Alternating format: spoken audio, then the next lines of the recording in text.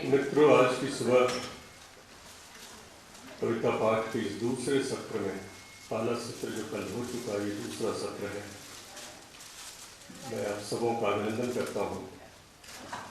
और आज इन 4 कवियों का पाठ है। अनामिका जी, नंदकिशोर आचार्य, मंगलेश कबराल और मैं भी, यानी अरुण कमल। मुझको संचालन का जिम्मा दिया गया है। मैंने बेहतर समझा कि मैं उंगली पकड़वा के क्रम तय कर लूँ। वो मैंने कर लिया है। नंदकिशोर आचार्य जी ने सबसे पहली उंगली पकड़ी है, लेकिन अब मैं इसको बदलता हूँ और मेरा आग्रह होगा सबसे पहले अनामिका जी से कि वो आज के दिन का और इस सत्र का शुभारंभ करें। अनामिका जी, समय हमारे पास जैसे कि पहले भी बताया गया है 10-12 मिनट का है, लेकिन शायद ये पूरा कार्यक्रम 1 घंटे का है और हम लोग पूरा 1 घंटा लें, इसलिए उस हिसाब से कविगण अपना समय तय कर लें। अनामिका जी।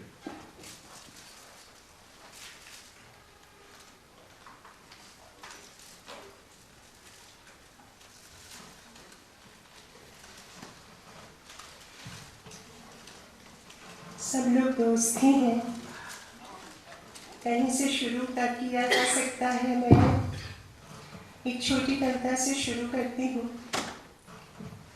दरवाजा। मैं एक दरवाजा थी, मुझे जितना पीटा गया मैं उतना खुलती गई। अंदर आने वाले तो देखा, चल रहा है एक बृहद चक्र। चक्की रुकती है तो चरखा चलता है, चरखा रुकता है तो चलती है कैंची सुई।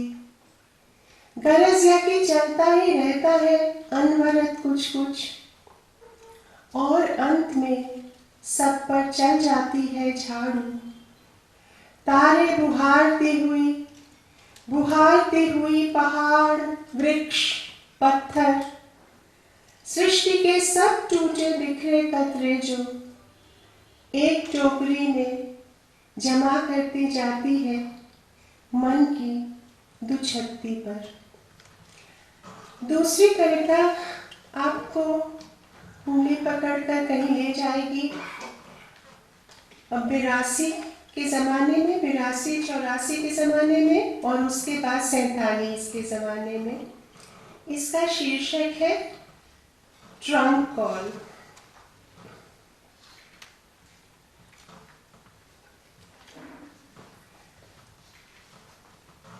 रविवार को शाम 7 बजे पीजी विमेंस हॉस्टल के से 108 पकड़ के ईस्टर्न कोर्ट चली जाती थीं हम गुच्छा भर बिहारी लड़कियां।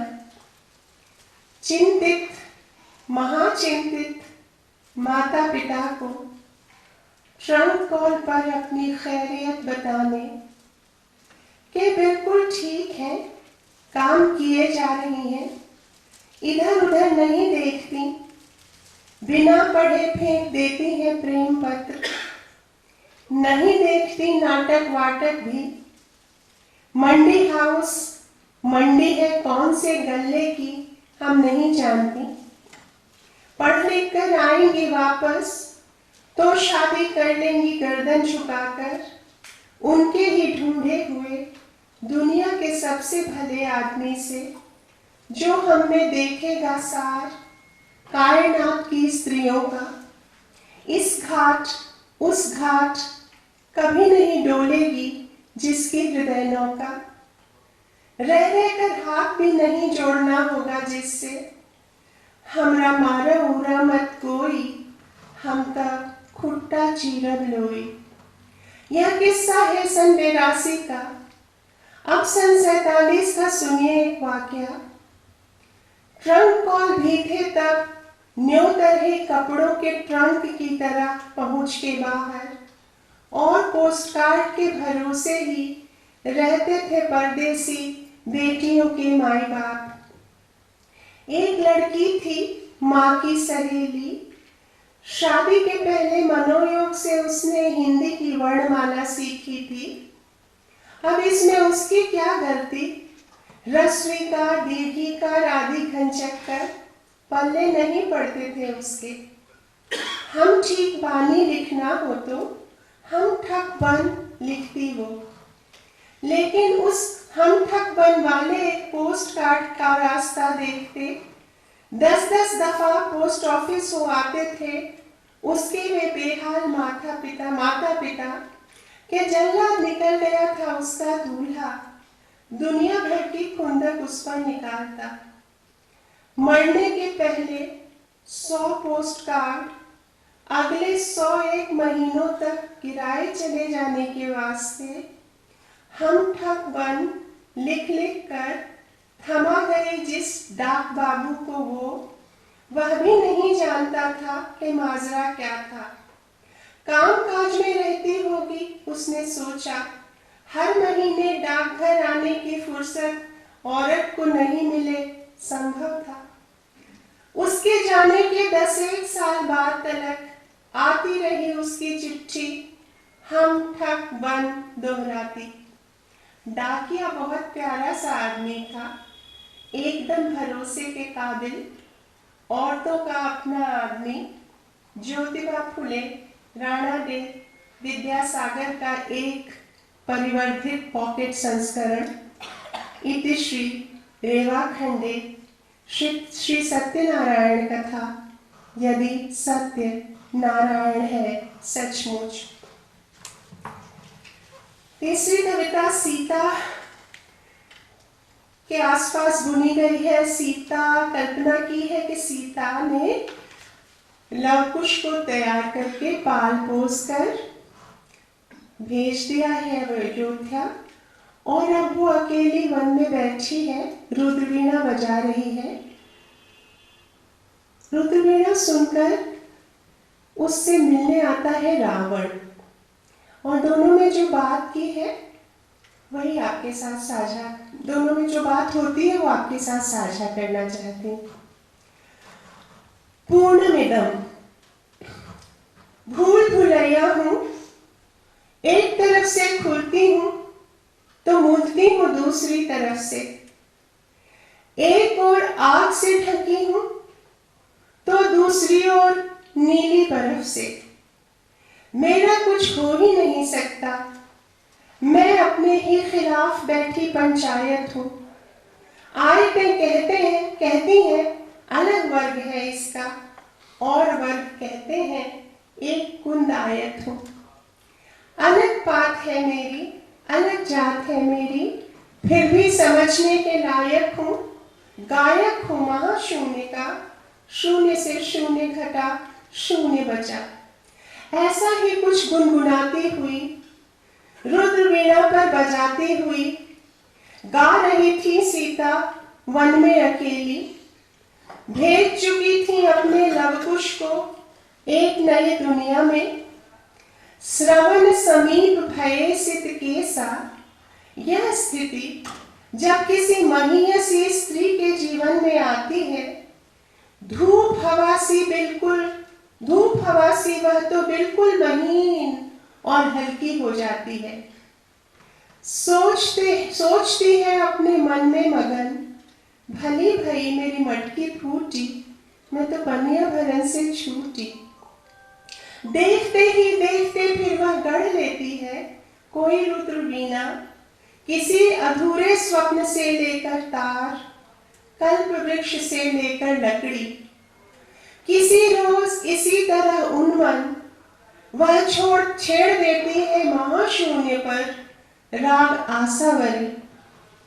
बैठी ही थी सीता के रावण आया उन्हें ढूंढता। देवी, अब तो हम दोनों ही उम्र के उस मोड़ पर आ गए हैं जहां प्रेम देह की कछाड़ छोड़कर हो जाता है एक मीठी आपसदारी। इस मोड़ पर राम चले गए तुम्हें छोड़कर, बहुत भटक कर फिर से आया हूँ द्वार तुम्हारे, क्या तुम मुझे रुद्र वीणा सिखाओगी? सीता ने तिनके की ओट नहीं ली, सीधा ही बोली इस बार, कोई किसी और की रुद्र वीणा कैसे बजाए भला? जितना भटक कर तुम आए हो मुझ तक, उससे भी ज्यादा भटक कर मैं आई हूँ वापस अपनी खुदी तक। यह रुद्र वीणा ही है अब तो मेरा वजूद, खुद अपनी लकड़ियां काटो, खुद रुद्र वीणा गढ़ो, जो भी लयताल सिखानी होगी प्रकृति खुद ही सिखा देगी। जाओ महावीर, फिर एक बार तुम्हें लौटा रही हूँ कि आघात ही मुक्ति का मार्ग है बंधु, इससे ही जगते हैं वीणा में राग। खुद अपनी रागिनी सुनो और लौटो अपनी खुदी तक। तुम विराग के और रागों के भी सर्वथा योग्य हो, गायक हो महाशून्य का, शून्य से शून्य घटा शून्य बचा। ये कविता है विस्फोट। पहला बम फोड़ती है हरदम भाषा ही, उंगली उठाकर। उंगली जो एक सामने वाले पर उठती है तो चार अपनी तरफ। नेस्तनाबू, तहस नहस, ध्वस्त प्राण, निर्वटा सन्नाटा, प्रलयलीन। भाषा की अलग अलग जेबों में अलग अलग पॉकेट बम। विस्फोट अर्थों अनर्थों का टुकुर टुकुर देख रहे हैं शब्द सारे, सब कुछ है धुआं धुआं। जिंदगी फिर पढ़ रही है ककहरा, याद आ रहे हैं आइंस्टीन। तीसरा युद्ध जो हुआ तो चौथा पाषाण युग के हथियारों से ही लड़ा जाएगा। भीमबेटका की पहाड़ियां टुकुर टुकुर देखती रहेंगी कि कैसे विस्फोट के ऐन एक मिनट पहले किसी ने वादा किया था, जिंदगी का पहला वादा।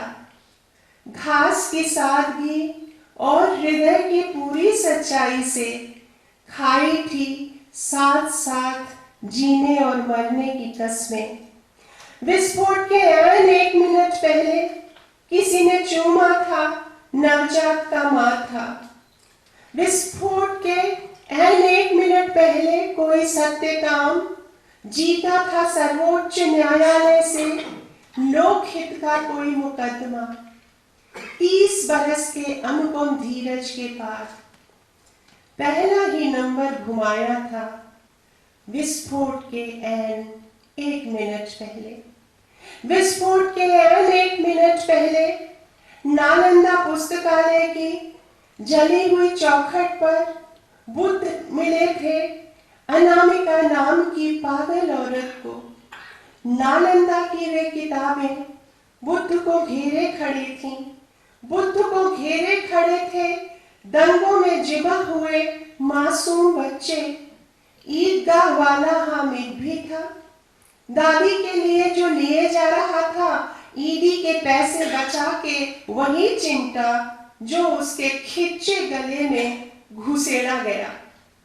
चतुरंगिनी सेना में जैसे हाथी बढ़ा करता था, बौछार तीरों की हर तरफ से झेलता। प्रश्नों से घिरे हुए बुद्ध चल रहे थे। उस पागल औरत ने भी प्रश्न दागा, हे भंते, नहीं जानती मेरे जीवन का हासिल क्या। जीने की तैयारी में सारी जिंदगी गई। मेरे सगे थे वही जिनकी मैं सगी न हुई।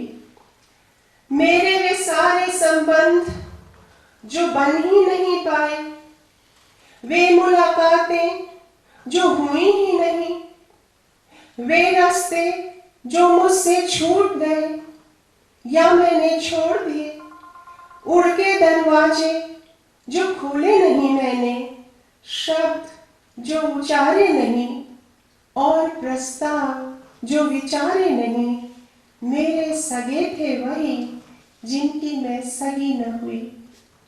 रोज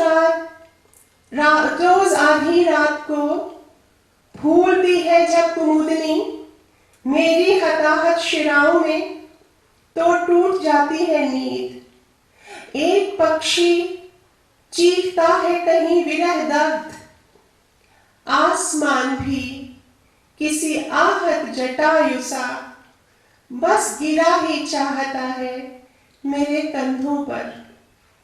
और हृदय में उमड़ता है सन्नाटा, प्रलय मेघ सा। कब तक चलेगा भला ऐसा? क्या है उपाय शांति का? बाहर या भीतर हृदय के हृदय में कैसे सधे मैत्री, मदिर मौन से शब्द की। श्याम विवर वाले स्तंभन से मीरा की महाप्राण यतिगति की, प्रकृति से विकृति की, आकाश से धरती की मैत्री, दुख के दारुण दावानल से सुख स्वप्न की झींसियों की, आग से पानी की कैसे सधे मैत्री, जो इतने दिन नहीं सधी। कैसे माने कि सधेगी ही। कुछ कहा था बुद्ध ने फिर से, कानों के कान में कहीं, विस्फोट के एन 1 मिनट पहले। अंतिम कविता है नमक। नमक दुख है धरती का और उसका स्वाद भी। पृथ्वी का 3 भाग नमकीन पानी है और आदमी का दिल नमक का पहाड़। कमजोर है दिल नमक का, कितनी जल्दी पसीज जाता है, गड़ जाता है शर्म से जब फेंकी जाती है थालियां दाल में नमक कम या जरा तेज होने पर। वो जो खड़े हैं ना सरकारी दफ्तर, शाही नमकदान है, बड़ी नफासत से छिड़क देते हैं हरदम हमारे जले पर नमक। जिनके चेहरे पर नमक है, पूछिए उन औरतों से कितना भारी पड़ता है उनको उनके चेहरे का नमक। जिन्हें नमक की कीमत करनी होती है अदा, उन नमक हलालों से रंज रहता है महासागर। दुनिया में होने न दी उन्होंने क्रांतियां, रहम खा गए दुश्मनों पर। गांधी जी जानते थे नमक की कीमत और अमरूदों वाली मुनिया भी। दुनिया में कुछ और रहे न रहे, रहेगा नमक।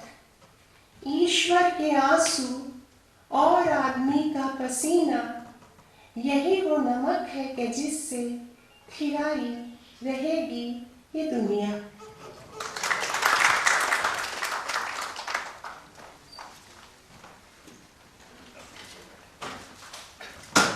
बहुत बहुत शुक्रिया अनामिका जी।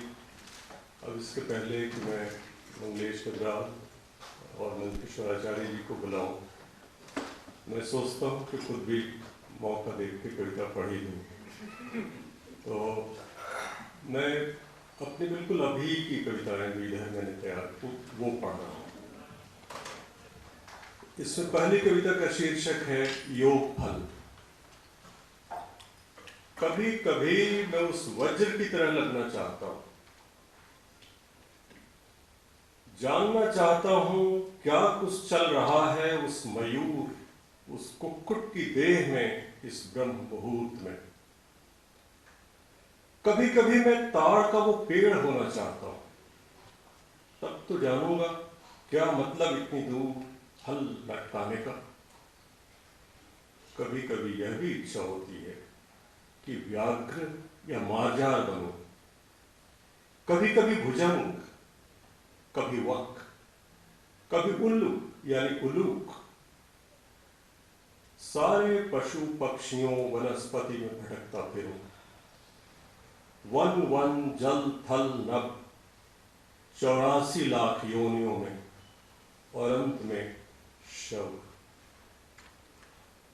क्या सोच रहा होगा वह शव इस वक्त जब रात के 1:30 बज रहे हैं और सब सो रहे हैं शब्द गृह में। लेकिन इस सब के लिए कितना बदलना पड़ेगा मुझे, कितना प्यार, कितना अपनापा क्षुद्रतम जीवों इस सृष्टि संपूर्ण ब्रह्मांड से।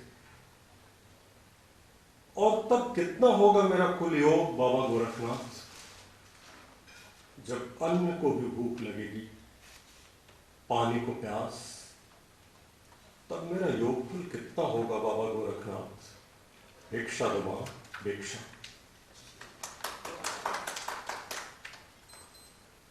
ये दूसरी कविता, इसका शीर्षक है खुदरा। मेरी खरीदारी तो ऐसे ही चलेगी भाई मोरे। सुबह उठूंगा और पुराने पैंट को काट कर सिला झोला हाथ में लिए बाहर निकलूंगा। एक गली के मोड़ पर जा खरीदूंगा एक गोल हरी सफेद प्यारी सी लौकी, जो एक औरत अपनी छानी से उतार कर लाई है सुबह सुबह। डंडी से चूता है रस, और पंसारी की दुकान से पाव भर तेल शीशी में, और नमक, एक पुड़िया चाय और चीनी, और उस लड़के से नींबू उठाते जो हर शनिवार नींबू मिर्च का टोटका बेचता है। किराए की कोठरी में इंतजार करती अधेड़ पर सुंदर पत्नी को सौंप, बगल के घर से आज का अखबार जरा मांग, वापिस तख्त पर बैठ इंतजार करूंगा दूध वाले का। शाम भी मेरी इतनी ही रंगीन होती जब सैर को निकलता हूं सैदपुर नाले पर बन ठन के, और चौराहे पर जाकर भूंजा खरीदता, और जेब में भरे टहलता रहता हूं नमक चाटता।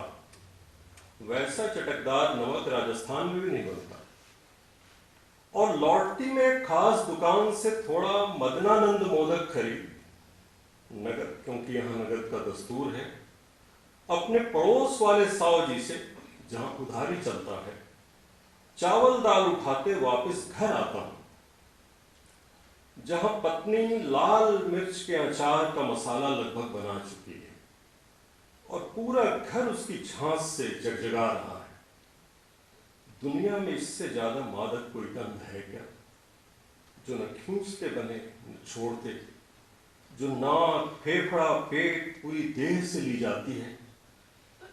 लाल मिर्च के अचार के मसाले की गंध।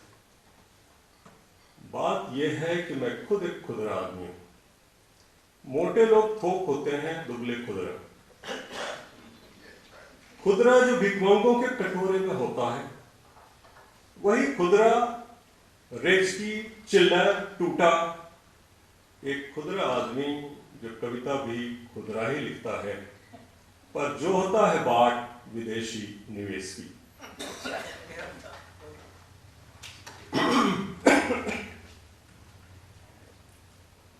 ये कविता है एक वृद्ध की रात।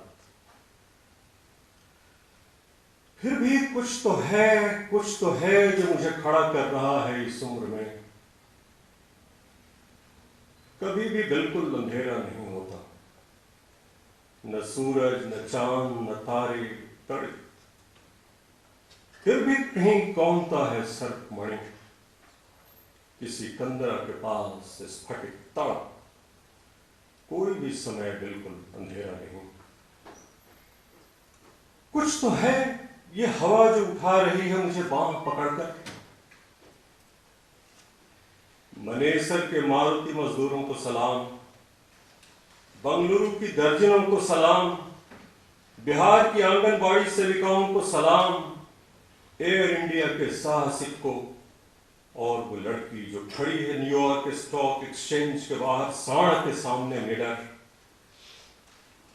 जिसने भी मुट्ठी तानी उसको सलाम। जिसने अंतिम सांस में हत्यारे को गाली दी उसको सलाम, वो अकेला जिसने मजमे में ताली नहीं बजाई उसको सलाम, विजय भोज के प्रथम ग्रास की मक्षिका को सलाम। ले चलो बाहर मुझे, ले चलो बाहर मुझे भादों की संधेरी रात, देखने तो गगन में बिजलियों के हजारों दस्तखत, एक मेरा भी कहीं एक टूटा फूटा दस्तखत इस पूरे आसमान पर। अगली कविता है घाटशिला। असल में मुझे कोई टोकने वाला है नहीं। घाटशिला, घाटशिला जहाँ विभूतिभूषण बंदोपाध्याय अपने जीवन में भी रहे और वहाँ उनका घर भी अभी है। और घाटशिला स्वर्ण रेखा नदी के कारण बहुत प्रसिद्ध है, जिससे सोना निकलता है, अभी भी उसमें सोने के कण मिल जाते हैं। और वहीं बिल्कुल बगल में एक गांव है जहाँ यूरेनियम का सबसे बड़ा खान निकला है और वहां से लोगों को हटाया जा रहा है, बहुत सी बस्तियां उजड़ गई। घाटशिला। सोचा था बसूंगा यहीं स्वर्ण रेखा के तट पर, घाटशिला की दीप्त शिला से सटकर, और मुरम के लोहित पथ पर आदि जनों परिजन के संग शाल वनों में घन गंभीर फिरेंगे।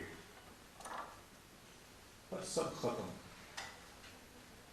जिन्हें समझता था अजर अमर, पर्वत नदियां वन और जन सब खत्म। एक ठनका गिरा और मेरा भाई खड़ा खड़ा राख बन गया। गल गया पूरा टोला तिल तिल, और सोने के गुल्लों से भर गई। ये कैसा विकास है, कैसी प्रगति जो मांगती है अपने खप्पर में मेरा लहू, और हर नींव में बच्चों की देह का भस्म।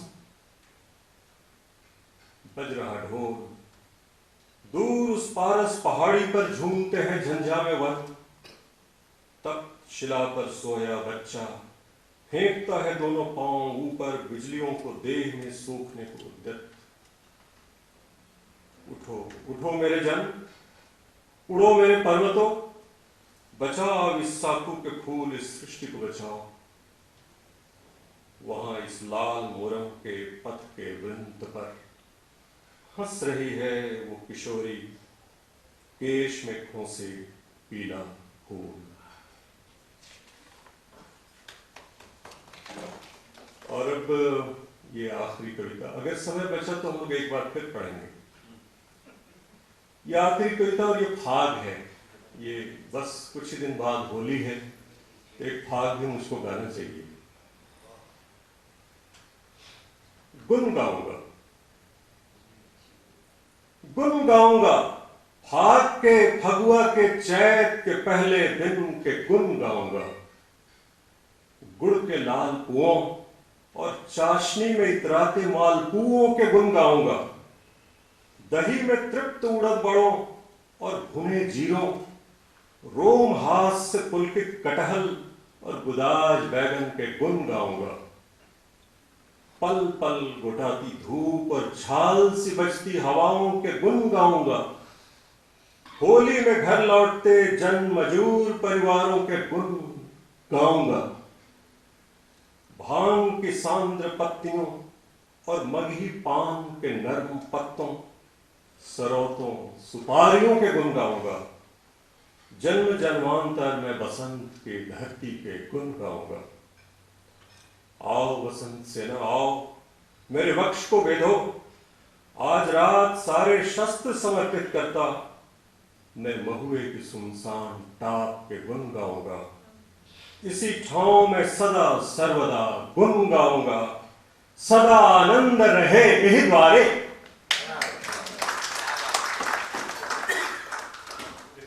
अगला काम भी करता है। अब मैं श्री मंगलेश कबरान को आमंत्रित करता हूँ। श्री मंगलेश कबरान।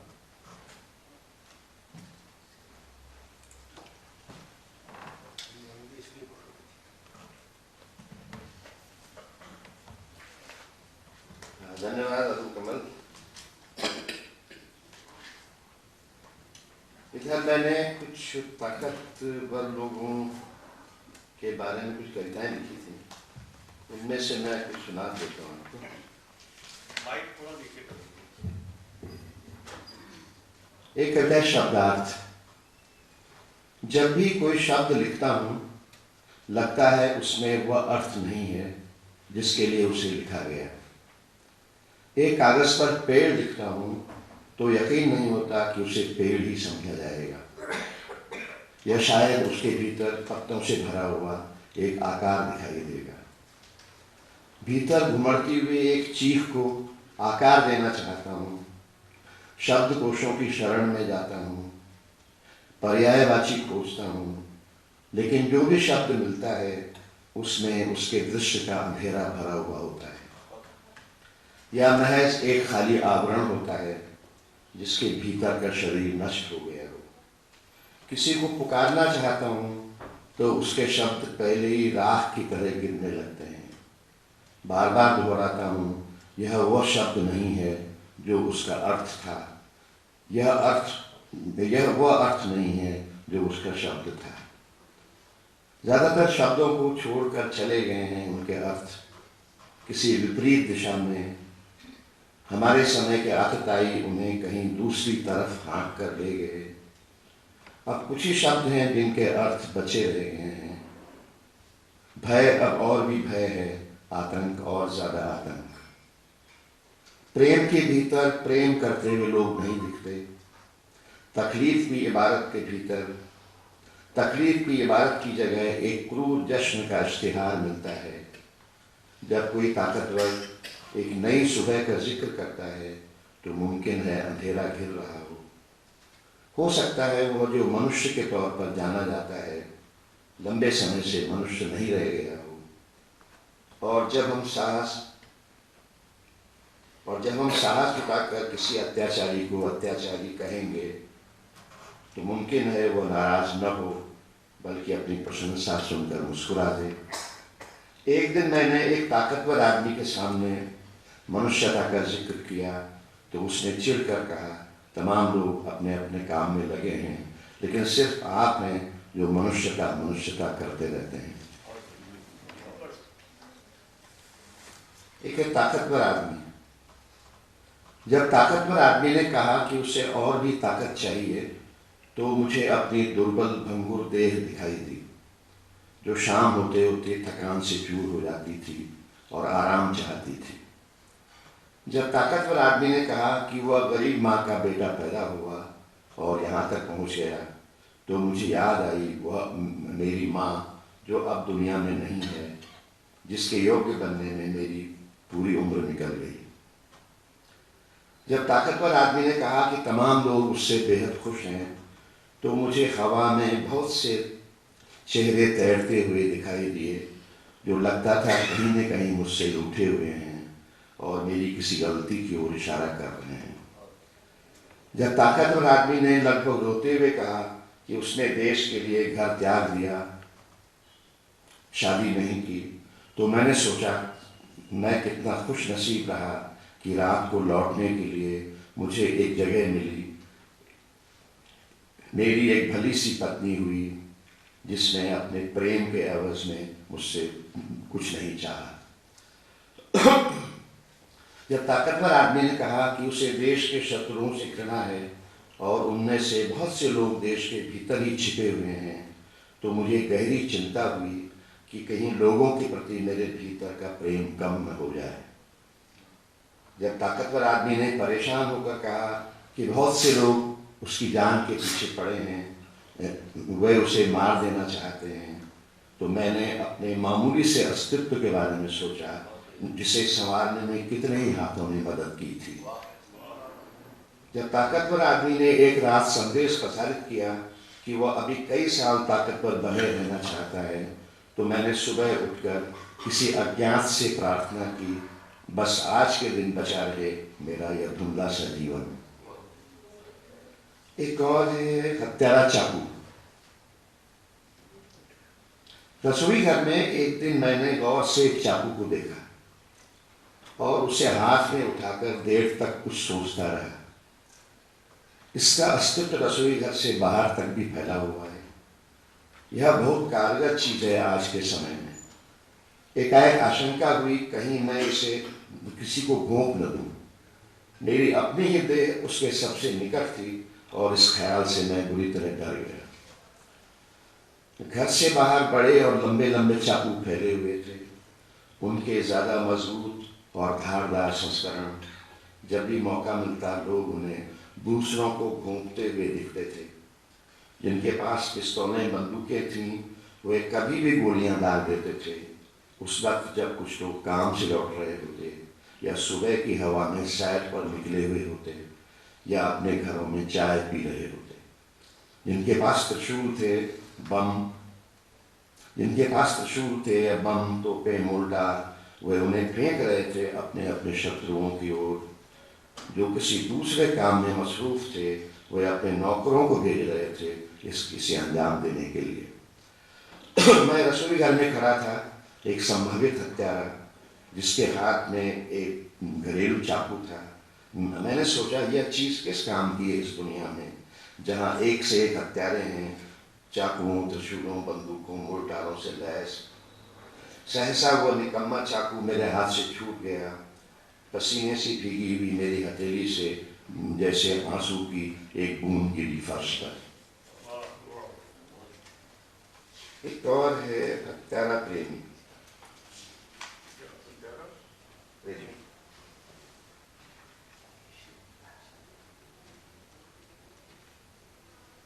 हथेली से आंसू की बूंद पा। जी बहुत बढ़िया है। हथेली से आंसू की बूंद। हत्यारा प्रेम। हत्यारा हत्या करके लौटा तो देखा कि घर में फूल वैसे ही खिले हुए हैं जैसे वो सुबह छोड़ कर गया था। उसकी पत्नी ने रोज की तरह दरवाजा खोलकर उसका स्वागत किया। जवाब में वो इस बार कुछ ज्यादा मुस्कुराया। उसने कुछ देर अपने दोनों बच्चों से प्यार किया, उन्हें आइसक्रीम खिलाने और गुब्बारे दिलाने भी ले गया। पता नहीं क्यों उसे एक पुराने फिल्मी गाने की पंक्तियां याद आईं जो एक जमाने में उसे बहुत प्रिय थी। कोई सागर दिल को बहलाता नहीं। रात में वो अपनी पत्नी को इतनी देर तक चूमता रहा कि वह सहसा घबरा गई। फिर इतनी देर तक उससे सहवास करता रहा कि वह आतंकित हो उठी। अंत में अपने को स्खलित करते हुए उसने कहा, वीर हो गया वसुंधरा, मैं बहुत खुश हूँ, आज तुमने मेरा बहुत साथ दिया, वरना मैं तुम्हें जिंदा छोड़ने वाला नहीं था।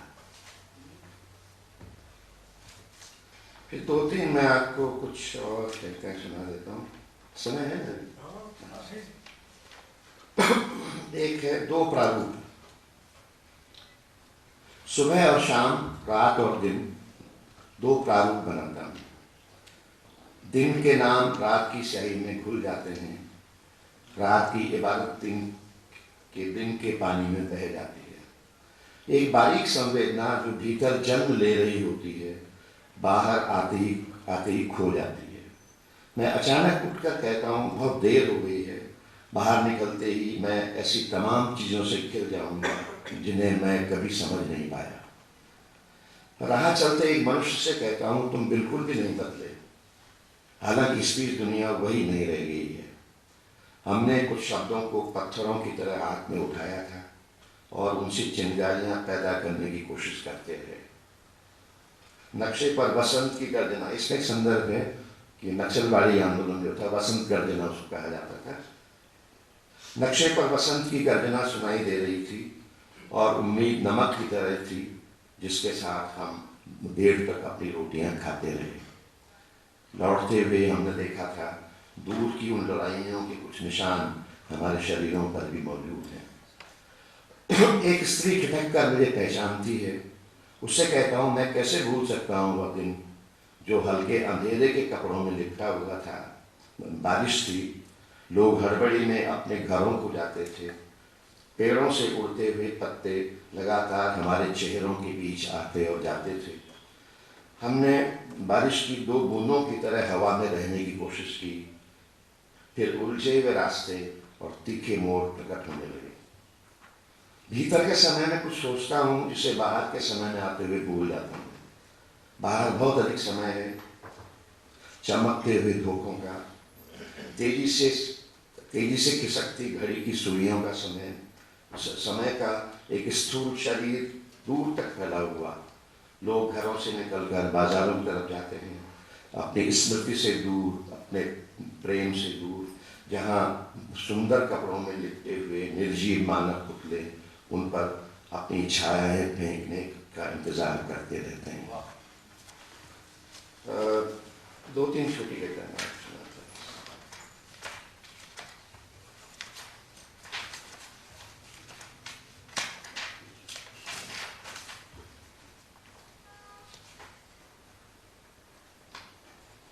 हूँ।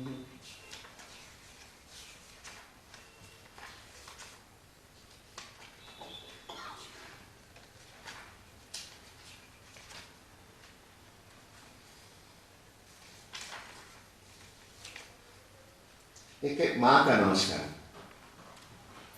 जब माँ की काफी उम्र हो गई तो वह सभी मेहमानों को नमस्कार किया करती थी, जैसे वह कोई बच्ची हो और बाकी लोग उससे बड़े। वह हर एक से कहती, बैठो कुछ खाओ।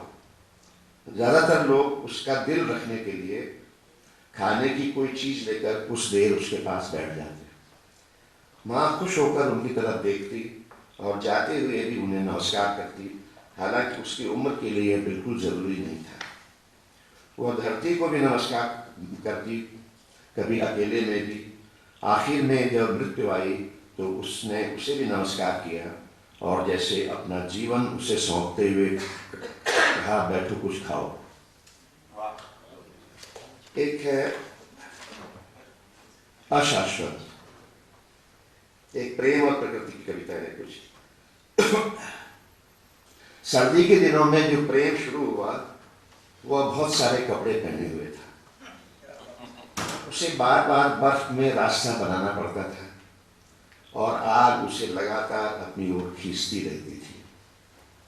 जब बर्फ पिघलना शुरू हुई तो वह पानी की तरह हल्की सी चमक लिए हुए कुछ दूर तक बहता हुआ दिखा।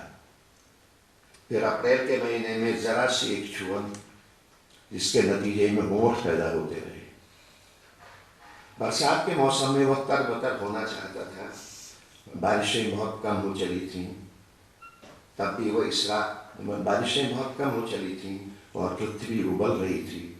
तब भी वह इसरार करता, चलो भीगा जाए। यह और बात है कि अक्सर उसे जुकाम जकड़ लेता है। अक्टूबर की हवा में जैसा कि होता है, वह एक टहनी की तरह नर्म और नाजुक हो गया, जिसे कोई तोड़ना चाहता तो यह बहुत आसान था। मैं अच्छी तरह जानता था कि यह प्रेम है। पतझड़ के आते ही वह इस तरह दिखेगा जैसे किसी पेड़ से गिरा हुआ पीला पत्ता। एक कहता है गुड़हल, बस आखिरी कहता है,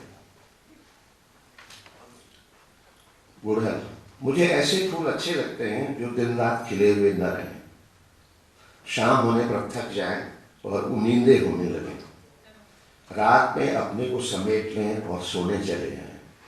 आखिर दिन रात मुस्कुराते रहना कोई अच्छी बात नहीं। गुड़हल ऐसा ही फूल है, रात में वह बदल जाता है, वह गायब हो जाता है। तुम देख नहीं सकते कि दिन में वह एक फूल था।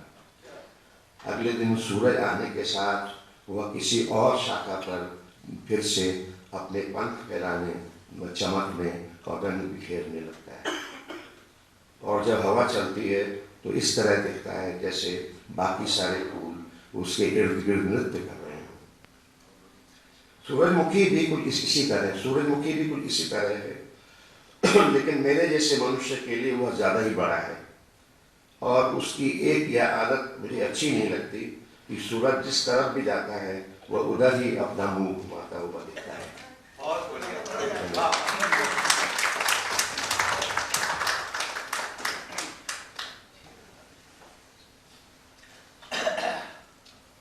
शुक्रिया मंगलेश। अब इस सत्र के आखिर में कविता पढ़ रहे हैं नंदकिशोर आचार्य जी। श्री नंदकिशोर आचार्य।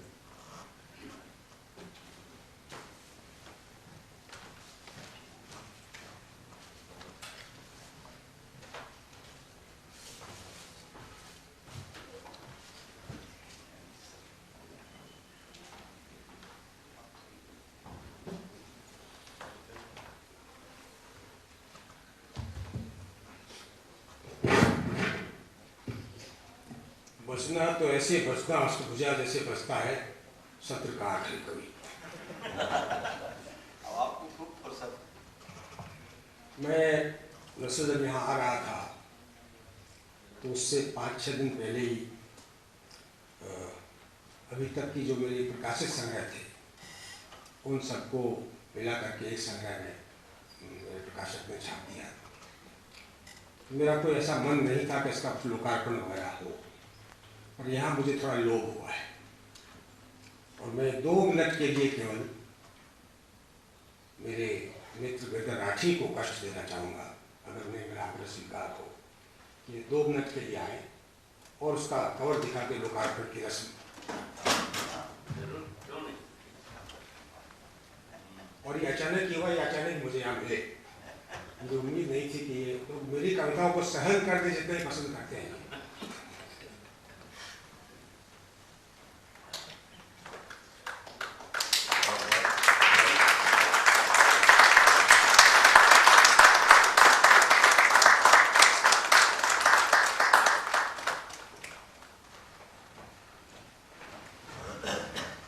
और ये भी अच्छा हुआ कि काम होते होते अशोक जी में आ गए। इसी में से कुछ सुनने का कविता है।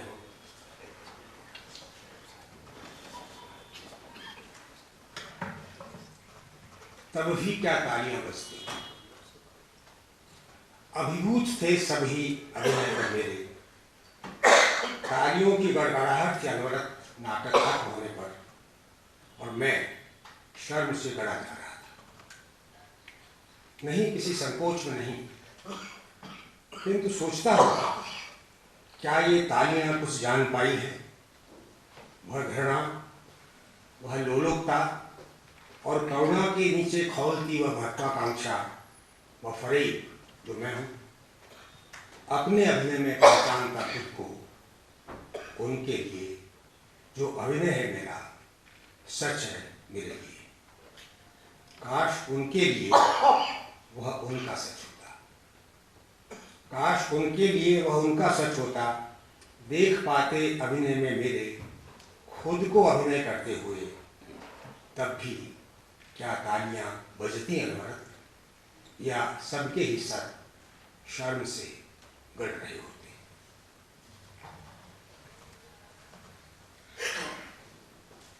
कुछ भी तो नहीं, कुछ भी तो नहीं ठीक से हुआ, कुछ भी तो नहीं ठीक से हुआ। न बचपना, न समझदारी, न दोस्ती, न दुश्मनी, न प्रेम, न परिवार, न तंदुरुस्ती, न बीमारी, न हंसना, न रोना, न नींद, न जागना, न रेंगना, न तन पर खड़े रह पाना। कुछ भी तो नहीं ठीक से हुआ, न बचपना, न समझदारी, न दोस्ती, न दुश्मनी, न प्रेम, न परिवार, न तंदुरुस्ती, न बीमारी, न हंसना, न रोना, न नींद, न जागना, न रेंगना, न तन कर खड़े रह पाना। कविता भी नहीं। न कामदी हुआ, न त्रासदी, ठीक से जीवन। न कामदी हुआ, न त्रासदी, ठीक से जीवन। इसलिए डरता हूँ ठीक से मरूंगा तो ना।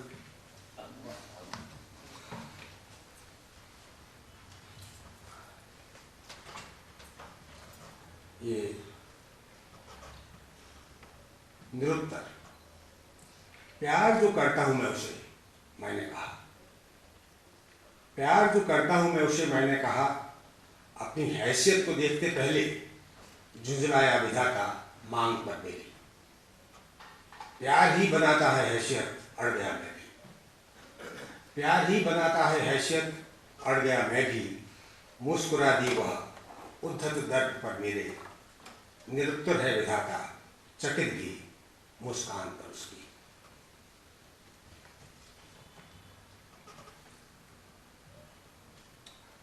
रचा ही क्यों, ये 2 कविताएं हैं। रच तो दी मृत्यु और रचा ही क्यों।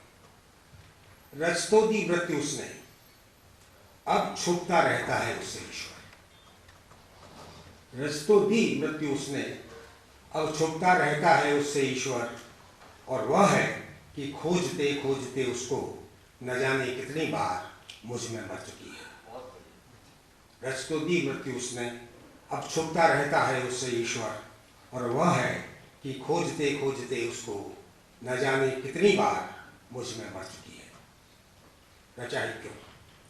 ईश्वर की तलाश में है मृत्यु, जानना चाहती है वह, जब नहीं चाहिए थी ईश्वर को वह, रचा ही क्यों उसे उसने।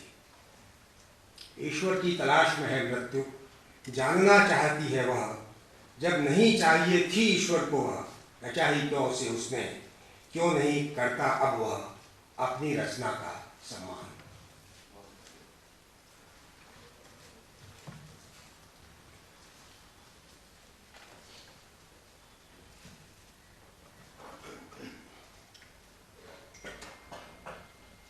वसंत को फुसफुसाती है, झरे नहीं हैं, बस झरने झरने को है पत्ते।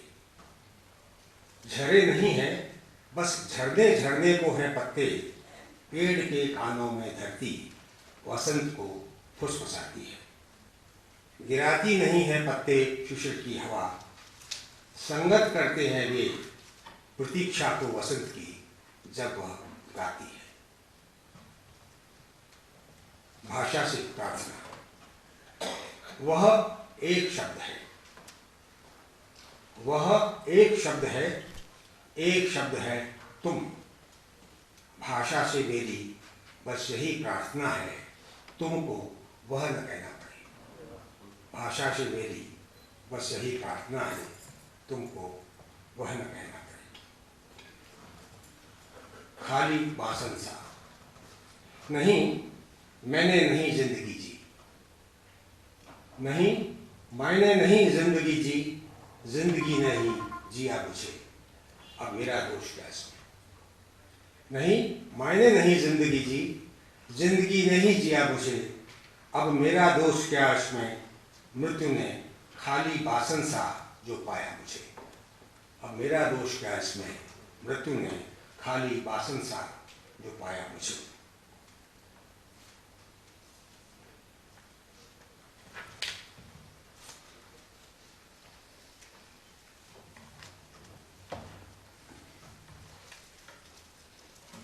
लिखूंगा जो, हाँ समझता हूँ, हाँ समझता हूँ, आत्मकथा लिखने के दिन है अब।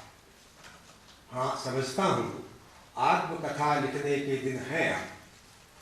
कैसे लिखूं लेकिन, कैसे लिखूं लेकिन, जिया ही नहीं अपना आत्म जब मैंने। हाँ समझता हूँ, आत्मकथा लिखने के दिन है अब। कैसे लिखूं लेकिन, जिया ही नहीं अपना आत्म जब मैंने। लिखूंगा जो कथा होगी वह तिल पल मरते जाने की मेरे। लिखूंगा जो कथा होगी वह तिल पल मरते जाने की मेरे।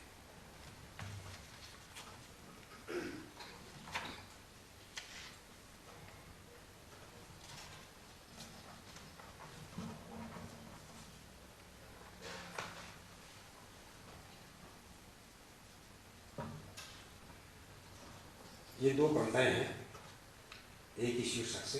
गूंगा हो जाना चाहता, गूंगा हो जाना चाहता है शब्द, गूंगा हो जाना चाहता है शब्द, नहीं तो भला कैसे पाएगा खुद को। अर्थ जितना जो है उसका सब बाहर है उससे, अर्थ जितना जो है उसका सब बाहर है उससे। खुद को पाने खोना है खुद उसको, खुद को पाने खोना है खुद उसको। खोने पाने की यह छटपटाहट ही शब्द की हो पाती कविता। खोने पाने की यह छटपटाहट ही शब्द की हो पाती कविता। देखें कब तक वह पा पाता है खुद को, बनाते हुए कवि मुझको। गूंगा हो जाना दो।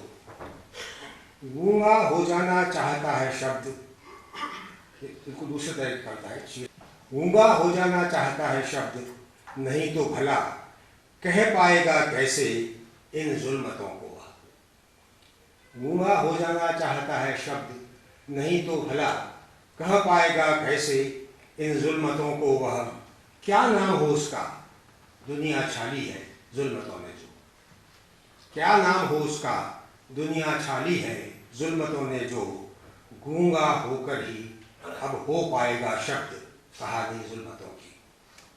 गूंगा होकर ही अब हो पाएगा शब्द कहानी जुल्मतों की मुझमें न।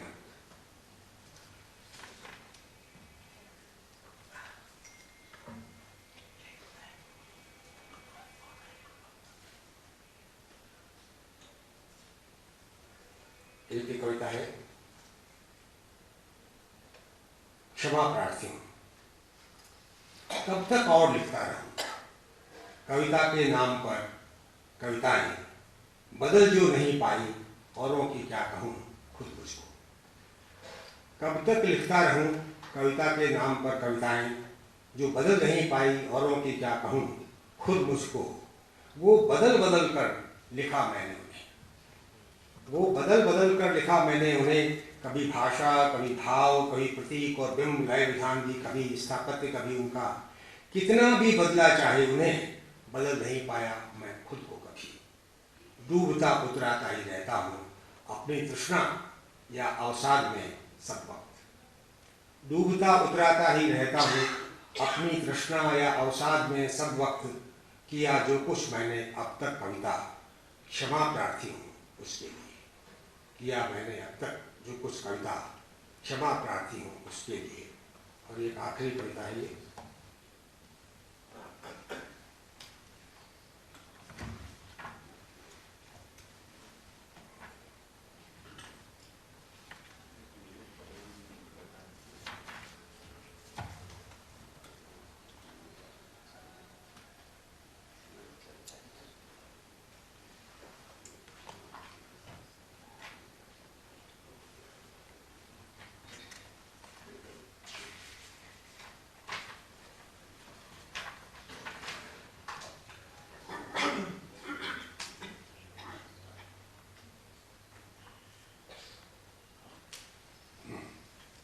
ये कविता रघुवीर जी की कविता को याद करते हुए लिखी गई है।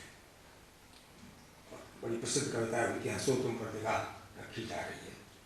और कुछ संयोग ये था कि ये कविता मैंने ही अपने कविता द्वैमासिक चेती में प्रकाशित की थी, तो उसका संदर्भ भी थोड़ा सा है। क्या करूँगा रघुवीर जी शीर्षक है। हंसो तुम पर निगाह रखी जा रही, हंसो तुम पर निगाह रखी जा रही है। चेताया था आपने मुझे, और रोते रोते मैं रघुवीर जी हंसने लगा था डर के मारे। क्या करूं लेकिन बीच बीच में फूट ही आती रुलाई। क्या करूं लेकिन बीच बीच में फूट ही आती रुलाई। क्रोध भी कभी कितना भी जब्त करूं चाहे, आपकी चेतावनी पर याद कर हंसने लगता हूं। आपकी चेतावनी पर याद कर हंसने लगता हूँ फिर। इसी तरह हंसते हंसते रोता हूँ, रोते रोते हंसता रहता हूँ। अब उन्हें तो क्या मुझे खुद नहीं है मालूम, अब उन्हें तो क्या मुझे खुद नहीं है मालूम, रो रहा या हंस रहा हूँ मैं। अब उन्हें तो क्या मुझे खुद नहीं है मालूम, रो रहा या हंस रहा हूँ मैं। समझते हैं वे पागल हो गया शायद, समझते हैं वे पागल हो गया शायद।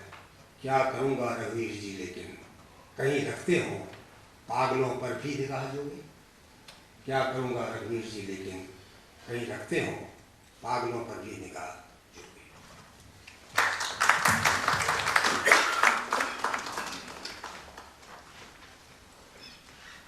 इसी के साथ आज का ये पहला सत्र समाप्त होता है। धन्यवाद।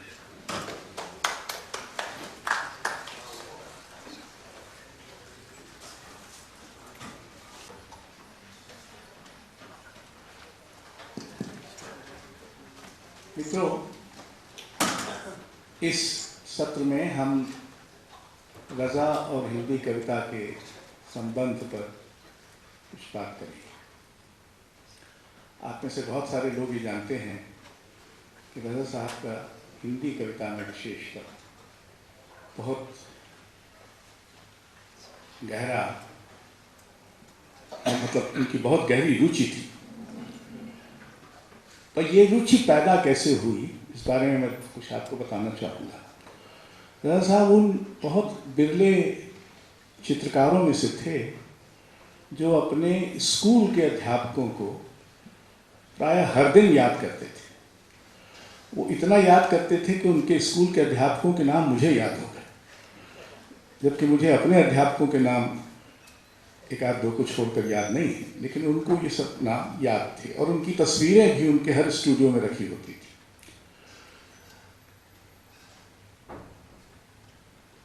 उनका कविता प्रेम शुरू हुआ दमोह से, जहाँ गौरी शंकर लहरी नाम के अध्यापक थे जो कुछ कविता भी लिखते थे, और उनके एक अध्यापक थे बेनी प्रसाद स्थापक, जो मिडिल स्कूल के स्थापक मतलब हेडमास्टर थे, लेकिन कविता में उनकी बड़ी रुचि थी।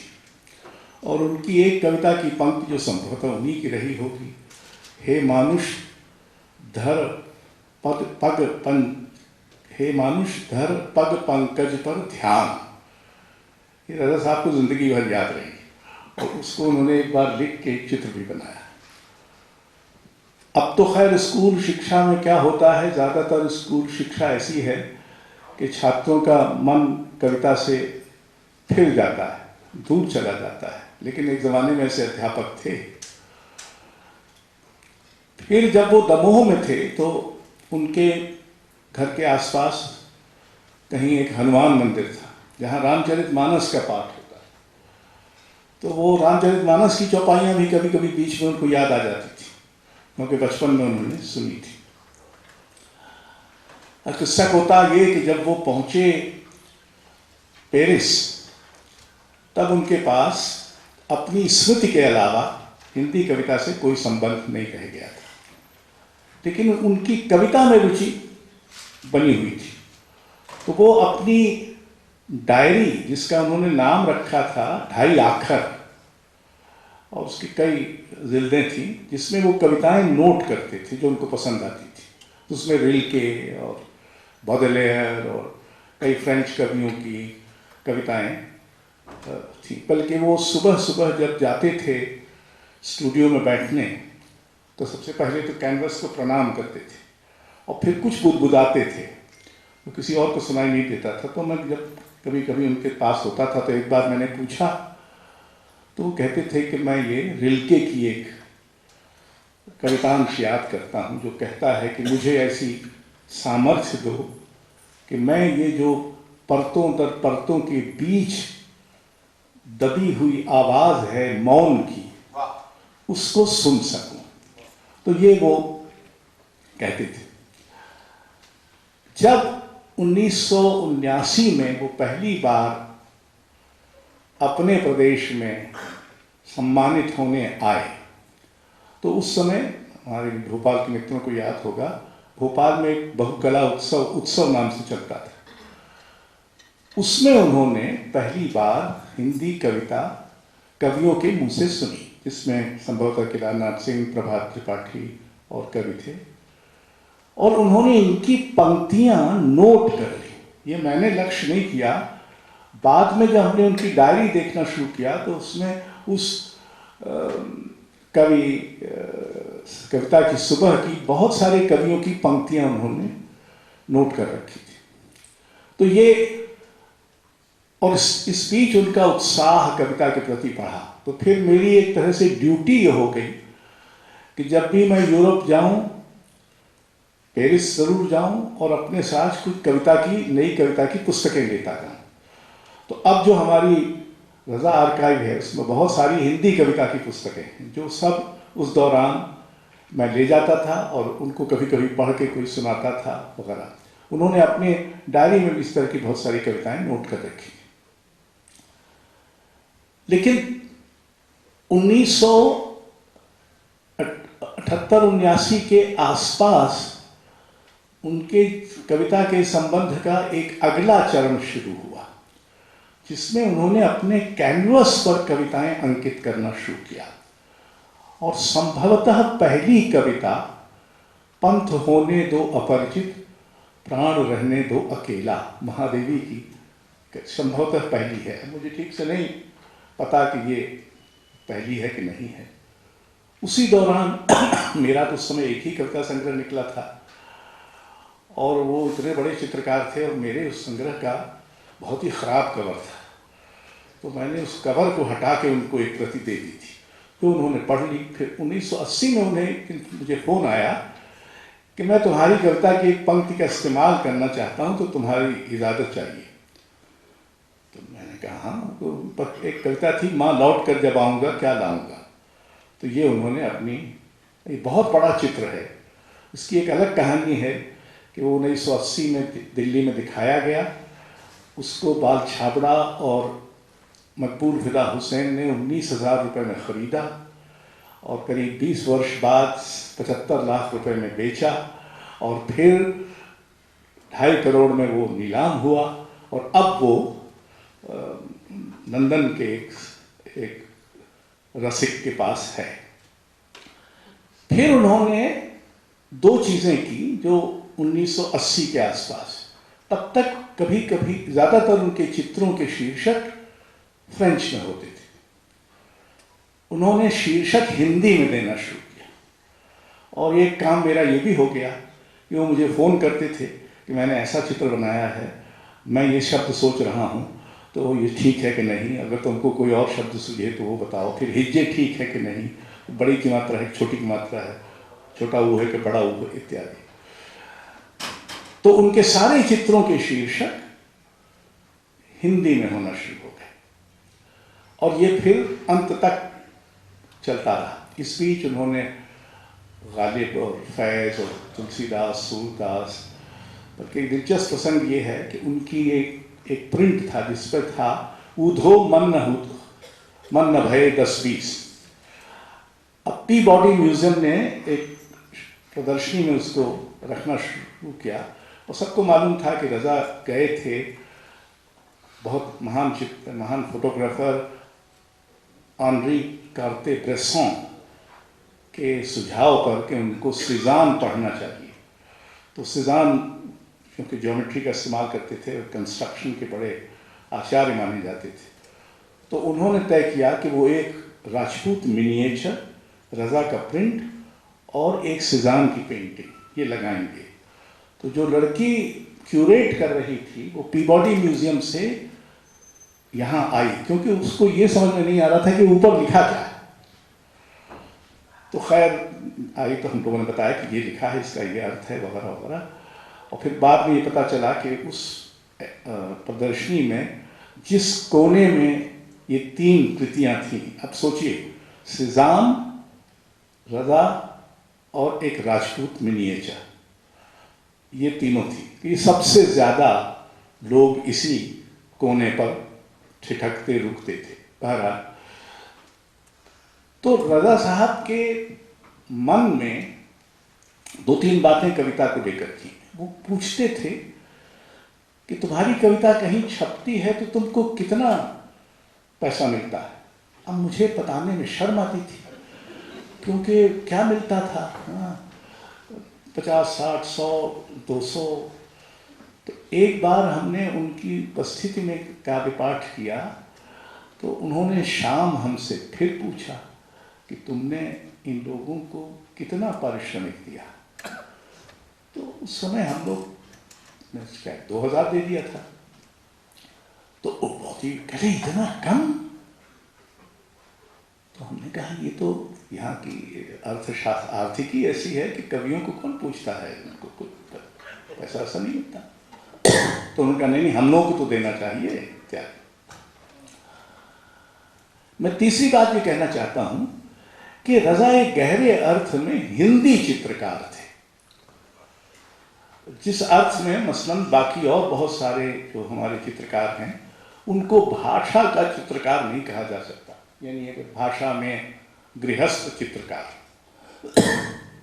रज़ा के मन में हिंदी ऐसी बसी थी कि वो धीरे धीरे जब उन्होंने, और जिंदगी भर जब भी उन्होंने कविता की पंक्तियां लिखी, चाहे वो उपनिषद से हों, चाहे निराला, वो सब देवनागरी में होती थी। और गालिब और मीर और फैज़ और साहिर लुधियानवी, इनकी पंक्तियां भी लेकिन हैं सब देवनागरी में। वो कई बार कहते थे कि मुझे देवनागरी का जो लिपि है ये संसार की सबसे सुंदर लिपि, ये सबसे चित्र वाली लिपि है। तो वो बहुत मेहनत करते थे, मतलब 92-93 बरस की उम्र में वो बैठ के उसको पहले ट्रेस करते थे, फिर उसको अपने हाथ से कैनवस पर उकेरते थे। तो बहुत मेहनत का काम था और मुझे कई बार लगता था कि इतनी मेहनत क्यों कर रहे हैं। तो फिर धीरे धीरे मैं उनसे कहता था कि एक ही शब्द लिख दीजिए, क्यों एक पंक्ति लिखते हैं। कहते नहीं, एक शब्द नहीं बैठेगा। वो बनाते हुए ये सोचते रहते थे कि कहाँ ये पंक्ति आएगी, कैसे आएगी। तो उनकी चित्र और कविता की पंक्ति में कोई सीधा संबंध नहीं होता था, यानी वो उस पंक्ति का चित्रांकन नहीं होता था और वो उसको उसके शुद्ध दृश्य के लिए संभवतः चुनते थे। लेकिन उनके मन में जो भी उनको याद आता था बचपन का, वो सब हिंदी में याद आता था।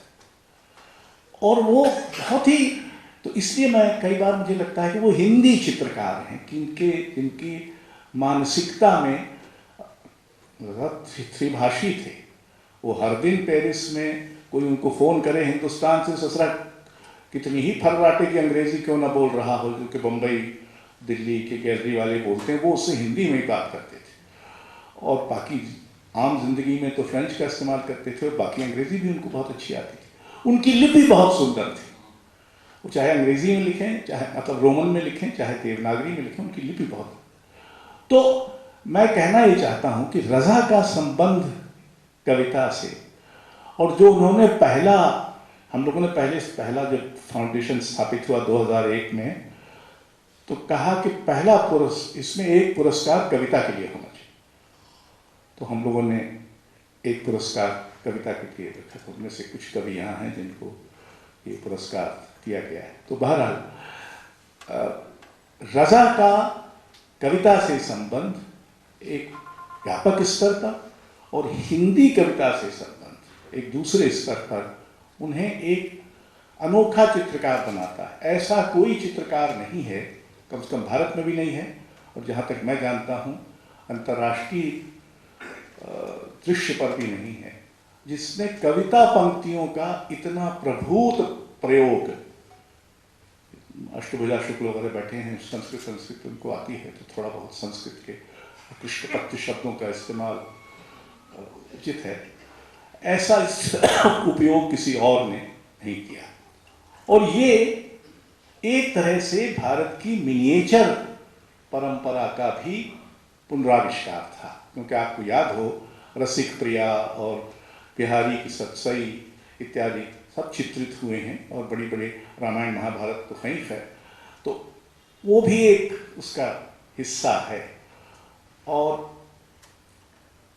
मुझे याद है कि वो जब पहली बार 2.5 या 3 घंटे वो कविता की सुबह चली थी, और लगा मतलब वहाँ तो याद होगा आप लोगों को कि वो तो नीचे बैठते थे हम लोग कला परिषद में, कोई उसमें कुर्सियाँ तो होती नहीं थी। वो 2.5 घंटे 3 घंटे बिना उठे वहाँ बैठे रहे, और उनके पास नोटबुक रही होगी, इसमें उन्होंने बहुत सारी पंक्तियाँ नोट की। तो ये मैं एक पृष्ठभूमि बता देना चाहता था। अब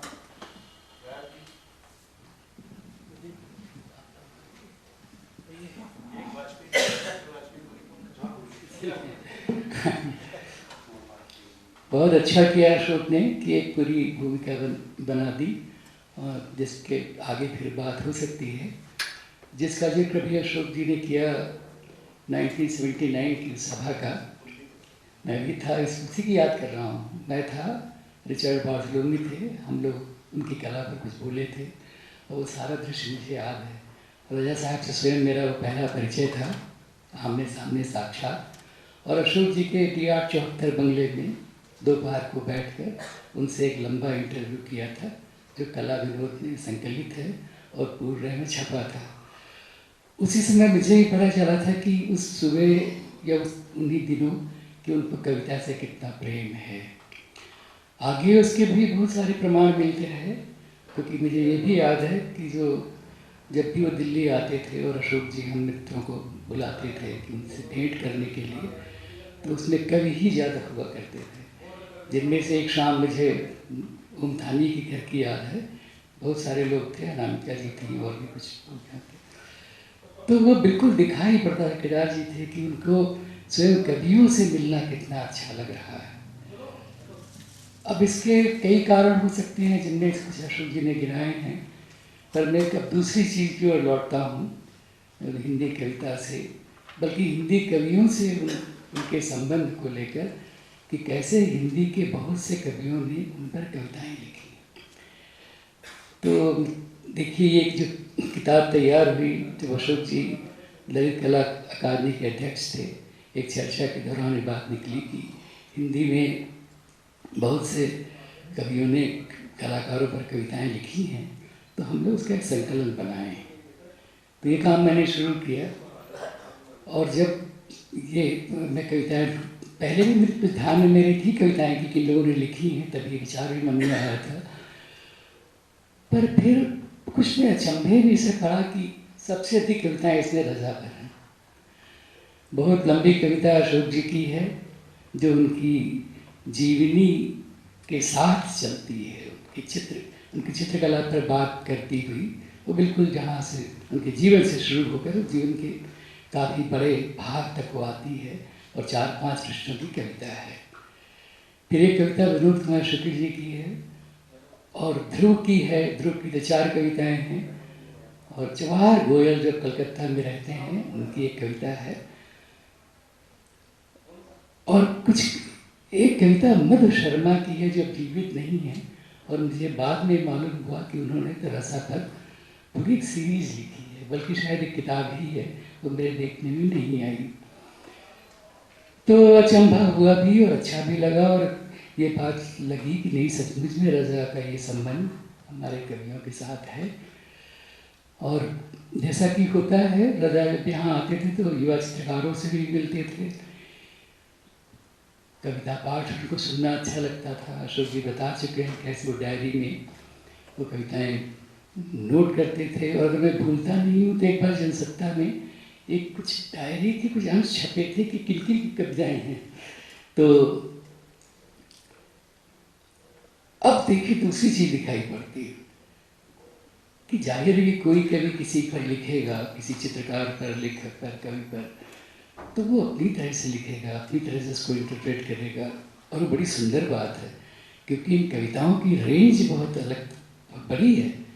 वो एक जैसी कविताएं नहीं हैं। जैसे मैंने कहा, अशोक जी ने जीवनी के सहारे उनकी कला को एक तरह की प्रणति दी है। और विनोद जी की बड़ी छोटी सी कविता, तो बल्कि मैं पढ़ना चाहूँगा। वो इस पर भी है कि एक व्यक्ति, एक कलाकार, एक कवि, उसके पास वो चित्र नहीं है, लेकिन उसके पास वो चित्र किस तरह से है। और वो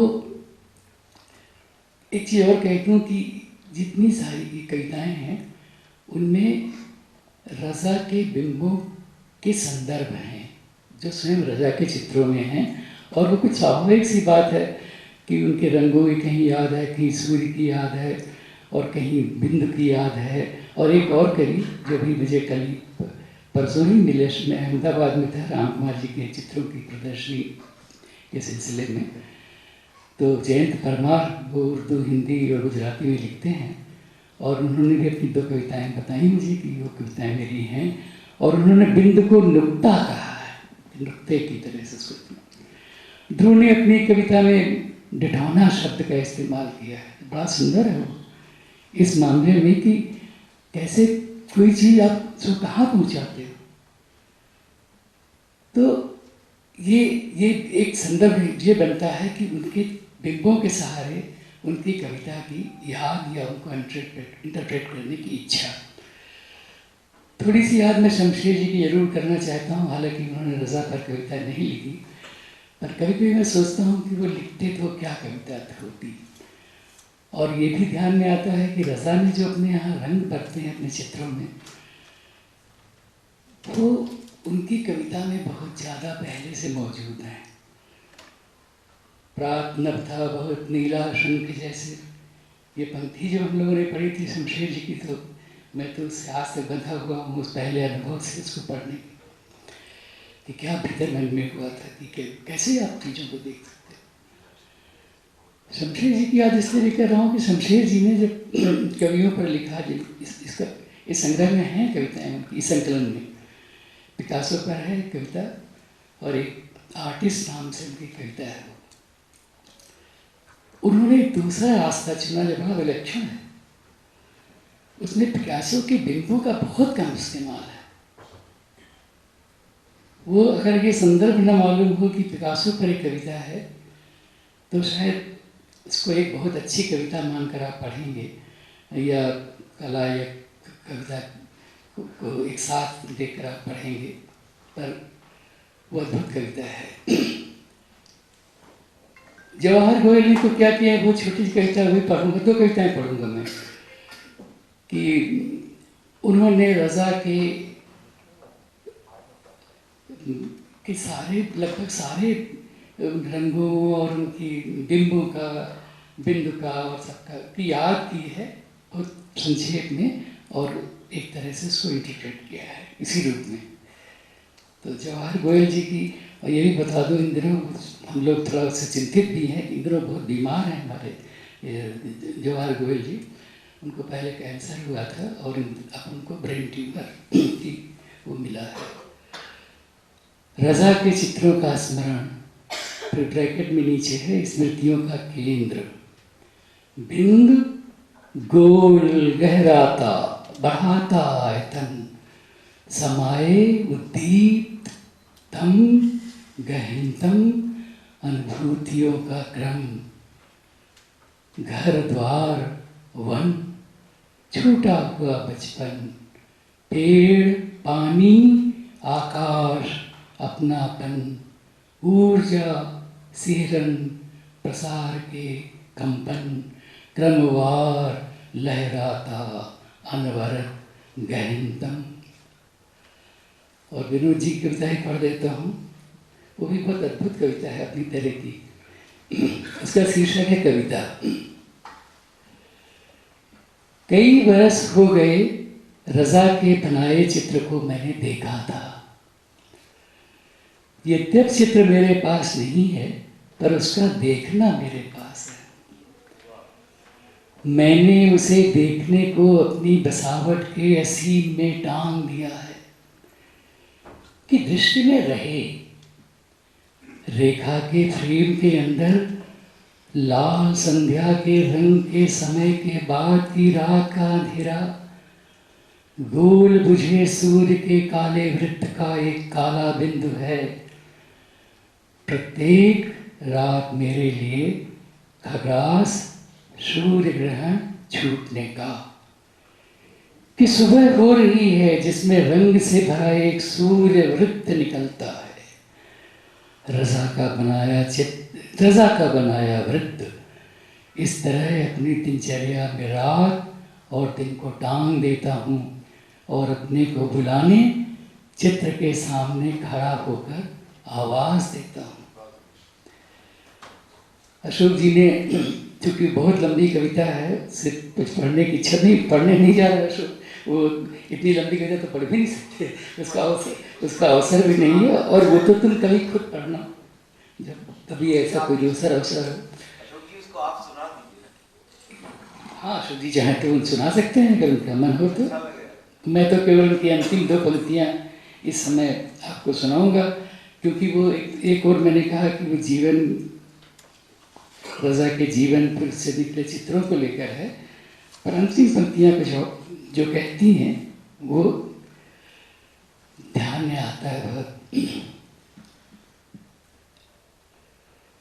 जो समय के पार बचा रहेगा काल के प्रतिघात के बावजूद, उसका अभिषेक करते हैं। समय से घायल हाथों से जो कालातीत हैं हम, उसका अभिषेक करते हैं। यहाँ वो कविता को समाप्त करते हैं। ध्रुव की एक चीज़ मैंने आपको बताई ही, वो लिठौना मुझे बहुत ही प्रिय लगी और ध्रुव से ही ये कविताएं मुझे मिली, मतलब भोपाल में, मेरे पास उस समय नहीं थी। तो ये जो कविताओं का वृत्त बनता है रज़ा के संदर्भ में, उनके प्रसंग से, उसमें हम देखिए तो एक चीज़ इसलिए भी उसकी ओर ध्यान जाता है क्योंकि आज भी हमने कई कवियों को सुना है और उन सब की चीज़ें हम पढ़ते रहते हैं कि एक इस पर थोड़ा ध्यान देने की ज़रूरत मैं खुद मानता हूँ कि इस पर भी ध्यान जाना चाहिए कि जब आप एक विषय को लेकर, एक व्यक्ति को लेकर कविता लिखते हैं तो फिर कवियों की लिखने के ढंग का रूप क्या हो जाता है, वो भी एक बड़ी सुंदर बात है। कहीं कहीं मुहावरे आपको दिखाई पड़ते हैं, पर वो मुहावरों, उन्हीं कवियों के मुहावरों उनकी शैली के पार चली जाती है। जैसे विरोध जी का मुहावरा कहीं कहीं है, ध्रुव की भी जो शैली है उसमें है, पर उसके आगे है वो। और मधु शर्मा की कविता भी बहुत अच्छी है और वो नहीं है। एक बार उनसे मेरी बात हुई थी और उन्होंने कहा था, अरे आपने मेरी एक ही कविता ली, मेरी तो बहुत सारी कविताएं हैं। उनकी कविता सुनाकर मैं ये बात समाप्त करूँगा। सैयद हैदर रजा के लिए एक कविता। सूर्य धरती पर महाकाल, तम शून्य हुआ सूर्य, दिक दिक क्षरित हुआ दिक्काल, सुर्ख हुआ रक्तिम अंधियारा वाचाल। उस पूरब में दक्षिण में पश्चिम का विगलित अट्टहास। धन्यवाद।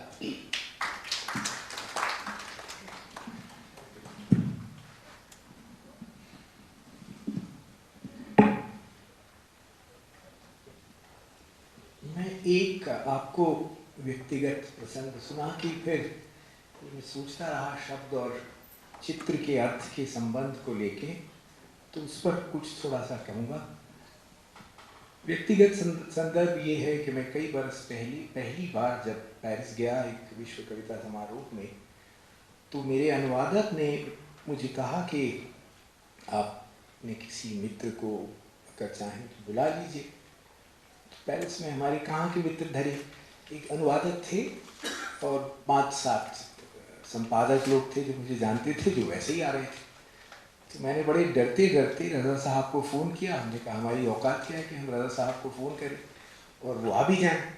तो रज़ा साहब ने हंसते हुए मुझे फ़ोन पे कहा कि अच्छा आप अपनी कविताएँ इस बार खुद पढ़ने वाले हैं? तो मैंने कहा मैं अपनी कविताएँ हमेशा खुद ही पढ़ता हूँ। तो कहने लगे जी नहीं, आपकी कविताओं का एक बार यहाँ आपके अनुवादक ने कुछ आयोजन किया था, उसमें आपकी कविताएं मैंने पढ़ी थी। मैं आपको इसलिए ये कह रहा हूँ। चित्र का और शब्द का बड़ा संबंध को लेके बहुत ही पुराना इतिहास है और आपको पता होगा कि वेद में भी जो मंत्र हैं उनके चित्र उनके शिल्प बहुत लंबे समय तक नहीं बने थे। मतलब बहुत समय तक भारत में सिर्फ वेद मंत्र होते थे, यानी आवाज़ थी। और वेद के विषय में वैसे ये बहुत विवाद है कि वो सिर्फ शब्द ही हैं यानी ध्वनियाँ हैं या उनमें अर्थ भी है। यानी वेद का जो शब्द है वो शब्द 3 किस्म की रचनाएं मानी जाती हैं। एक तो है जो शब्द केंद्रित होती है और एक शब्द अर्थ केंद्रित होती है, यानी उभय केंद्रित होती है, और एक अर्थ केंद्रित होती है।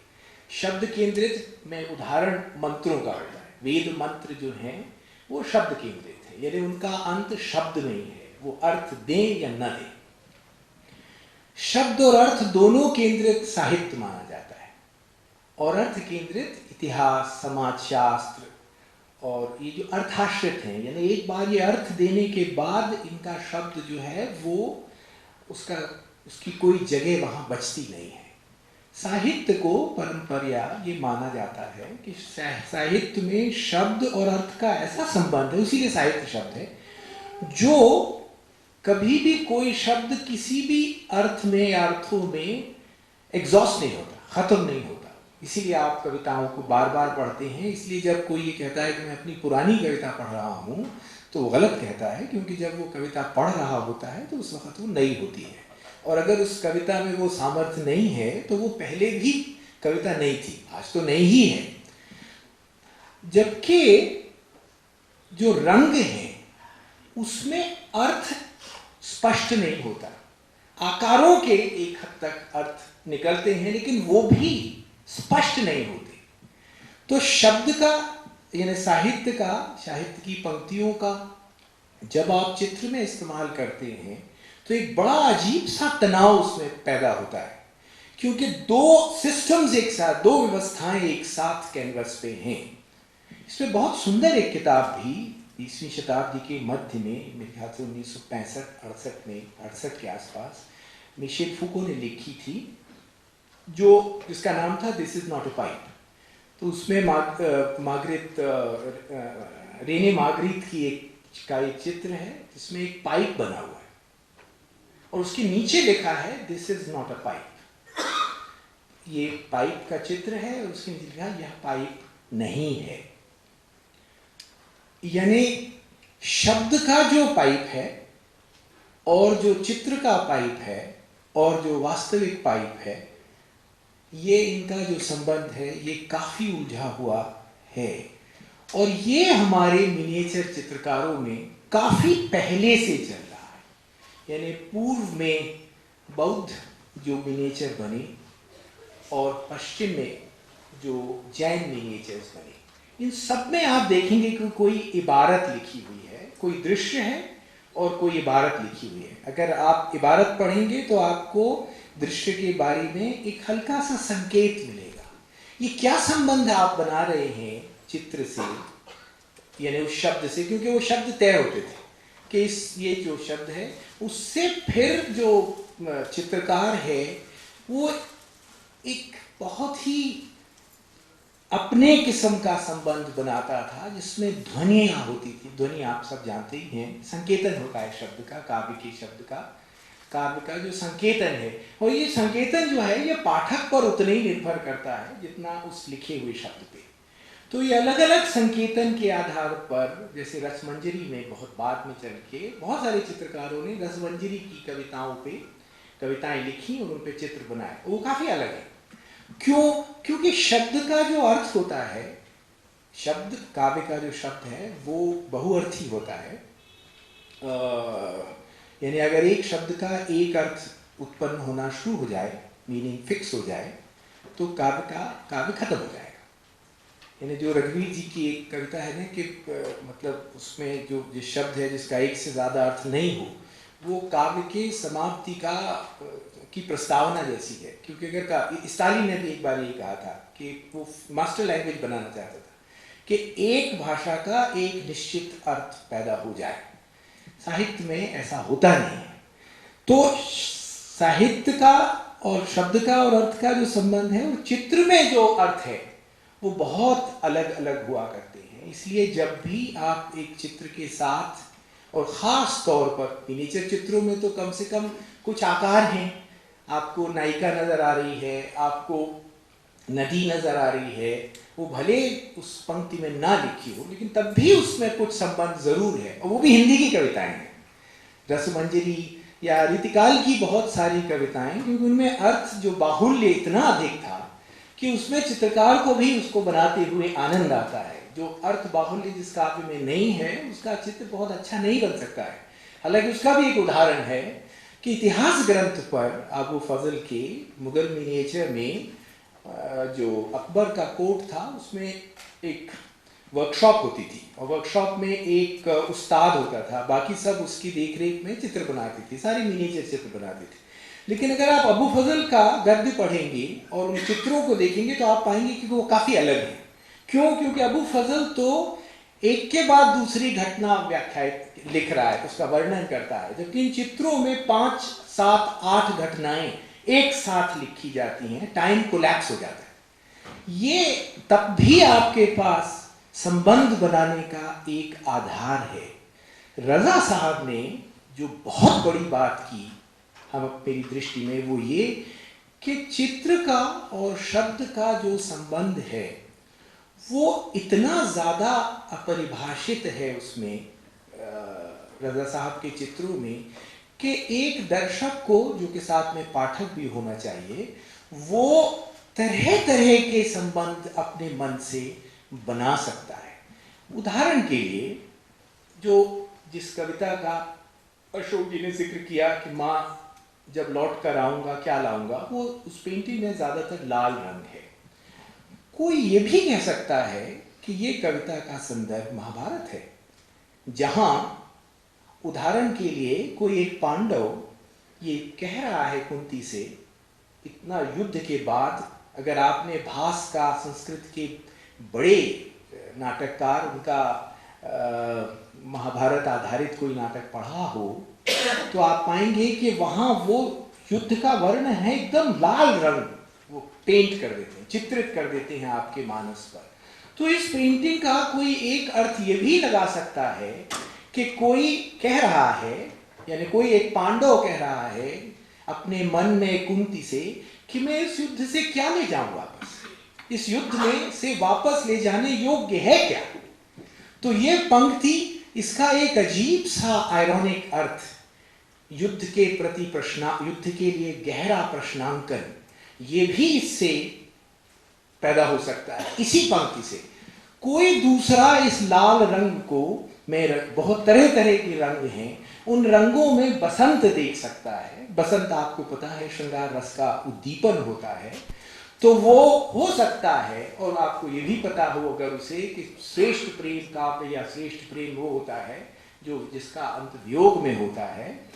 तो वो हो सकता है कि वो ये कह रहा है कि भाई बसंत में प्रेम हुआ और अब खत्म है, तो मैं क्या लाऊं उसके, मतलब इस बीते हुए प्रेम से मैं क्या लेके तुम्हारे पास आऊं।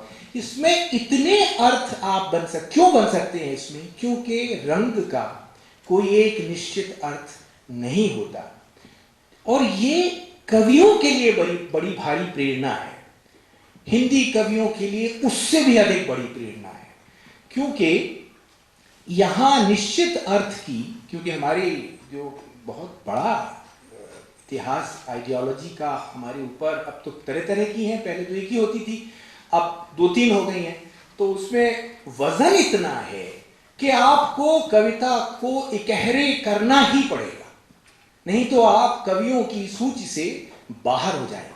संयोग से मैं बता दूं कि जिन चेकोस्लोवाकिया में बहुत सारे कवि, उसकी जब सोवियत डिक्टेटरशिप वहां थी, उस दौरान सिर्फ कवियों की लिस्टिंग करते थे कि कहीं ये विस्मृति पैदा करने वाली व्यवस्था जैसी कि अमेरिका है आज, वो इन कवियों के नाम तक ना अलग कर दे, तो वो लिस्टों से।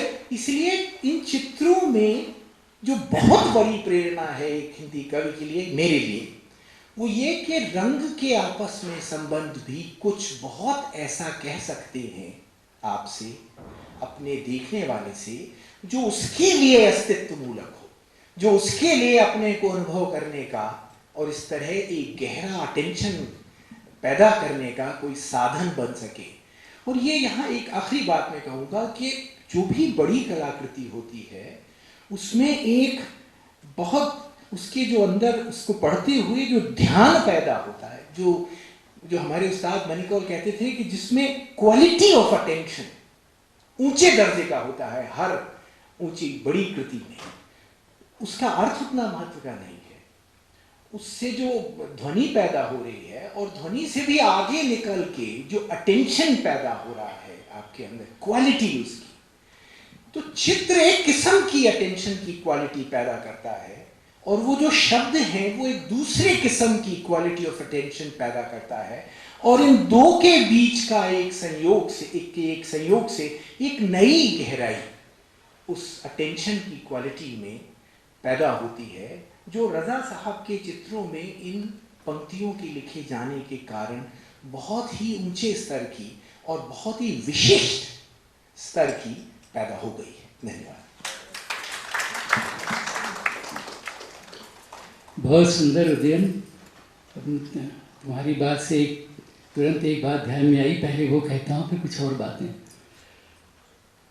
चित्र, कोई भी चित्र इंटरप्रिटेशन के लिए खुला रहता है और मैं स्वयं मानता हूँ कि कोई अच्छा चित्र होता वही है, क्योंकि मैंने कभी किसी कलाकृति को आज तक खराब नहीं कहा है। मैं सच में मेरा विश्वास है, इसको बार बार दोहराता हूँ। ट्विटर के पीछे बना हुआ फूल खराब कहाँ से है? उसकी सीमा है, वो खराब नहीं, उसका पर्पस दूसरा है। पर जो चित्र जिनके निकट हम बार बार जाते हैं, 300 बार, 400 बार, 200 बार, ब्राक हो, रविन्द्रनाथ हो, अमृता शेरगिल हो, कई नाम मैं ले सकता हूँ, मेरे नेचर्स हों, तो उसके पीछे कारण क्या है?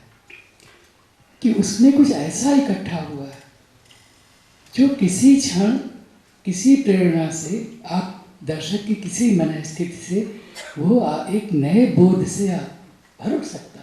बहुत सुंदर बात उदयन ने कही, महाभारत वाले प्रसंग। लाल रंग की बात इसलिए याद आई कि आप जानते हो कि रजा और राम कुमार में कितनी दोस्ती रही है, और कल ही प्रदर्शनी का उद्घाटन हुआ ना, परसों युग्म प्रदर्शनी का। तो देखिए, एक बार मैंने जिस इंटरव्यू की बात की रजा साहब के साथ जो भोपाल में मैंने किया था, एक ही बार, और लंबा इंटरव्यू है वो, हाल 2-3 घंटे की बैठकों में किया हुआ। तभी राम कुमार जी का एक उन्हीं दिनों किया था इंटरव्यू, लेकिन वो कई बैठकों में है, अलग अलग बैठकों में है। तो जिस समय की बात मैं कर रहा हूँ वो mid-70s की, तो एक दिन मैंने राम कुमार जी के चित्रों में तब रंग थोड़ा थोड़ा आना शुरू हुए थे, तो मुझे अच्छा भी लगा, मुझे लगा कुछ नई घटना हो रही है, क्योंकि Ram Kumar was known for his grace, कि वो कि दूसरे रंगों का इस्तेमाल करते हैं और बड़ा उनके चित्रों में अवसाद है, कि एक प्रतीति है आदि आदि। तो मैंने राम कुमार जी से कहा कि वो चित्र मैंने भी आपके देखे हैं और लगता है कि अब लाल रंग जो जैसे इस तरह के रंग आ रहे हैं और वो कुछ काम आपका बदल रहा है। छूटते ही राम कुमार जी ने जो बात कही फिर कभी भूली नहीं, वही उस चित्र का वही उस इंटरव्यू का शीर्षक बना, लाल रंग भी उदास हो सकता है। तो मुझे लगा कि तो बिल्कुल एक नया कुछ हुआ है। और अभी जब अमित ने फिल्म बनाई राम कुमार जी पर, अमित दत्ता ने, तो अमित दत्ता ने मुझसे कहा कि अरे ये तो बड़ी सुंदर बनती है, राम कुमार जी ने जवाब दिया है, मैं अपनी फिल्म का भी शीर्षक ही रखूँगा। मैंने कहा तो बहुत अच्छा होगा। तो हमारे इन आधुनिक चित्रकारों ने बहुत सारे काम किए हैं, जिनमें से कुछ की याद अशोक जी रजा के संदर्भ में कर चुके हैं, उदयन ने अभी की है। जैसे मिनीचर से संबंध देखिए, आज की बातचीत से बात और ज़्यादा मेरे ध्यान में आ रही है कि आप मिनीचर एक तरह के क्लासिक्स हैं और रजा आधुनिक क्लासिक हैं। तो एक आधुनिक चित्रकार क्लासिक से क्या संबंध बनाता है? तो वो कोई पूरी की पूरी कविता नहीं लिख रहे, वो एक बड़े सजेस्टिव ढंग से अपने चित्र में उसको ढांक रहे हैं। और जैसा कि उदयन ने भी कहा, और मैं भी ये मानता हूँ कि यहाँ तक वो कविता पंक्ति अपनी कविता से अलग होकर के एक नए इंटरप्रिटेशन के लिए आपको उपलब्ध है। तो ये जो हमारे चित्रकार रहे हैं, क्योंकि इससे संदर्भ भी बनता है, अकेले रजा को तो हम याद करते ही, करना भी चाहिए, बस सहज ही याद आती है राम कुमार की, स्वामीनाथन की। आप जानते हो स्वामी ने कभी कविता चित्र में कविता लिखी नहीं है, पर हम में से सभी जानते हैं कि कितनी कविता सुनते पढ़ते थे, और रजा की तरह ही कितना उनका हिंदी कवियों से एक संपर्क था। इसकी चर्चा इसलिए कि अंग्रेजी की दुनिया में इन चीज़ों पर ध्यान जाता नहीं है, लेकिन हमको विस्तृत नहीं करना चाहिए। जो अशोक जी ने भी बात कही रजा को लेकर के, तो हिंदी के चित्र के हैं एक तरह से, और उसके भी बहुत सारे संदर्भ उन्होंने बनाए हैं कविता के सिलसिले में, रंगों के सिलसिले में। इसी तरह स्वामी ने बनाए थे और मंजीत ने बनाया अपनी तरह से, हालांकि वो कविता लिखता भी था कभी कभी। तो ये जो इस पर भी थोड़ा ध्यान जाना ही चाहिए, हम लोगों को जाता भी रहा है, आप सबका भी जाता ही होगा, कि कोई ऐसी चीज़ है जो कविता को और कला को इस नाते भी बहुत निकट करती रही, बराबर से, आज से नहीं। कवियों और कलाकारों की बहुत दोस्तियाँ रही हैं, वो दोनों एक दूसरे के निकट जाना चाहते रहे हैं। ये हमारे आधुनिक समय में भी हुआ है, और कई कलाकारों के साथ तो बहुत ज़्यादा हुआ है, जिसमें कई नाम आप ले सकते हो। तो ये इसकी ओर फिर थोड़ा सा लौटता हूँ कि ये जो किताब हमने ये जो संकलन बना, और इसमें संकलित अन्य चित्रकारों पर भी कविताएं हैं, जिन्होंने वो लिखी हैं, वो सभागार में मौजूद हैं कई लोग।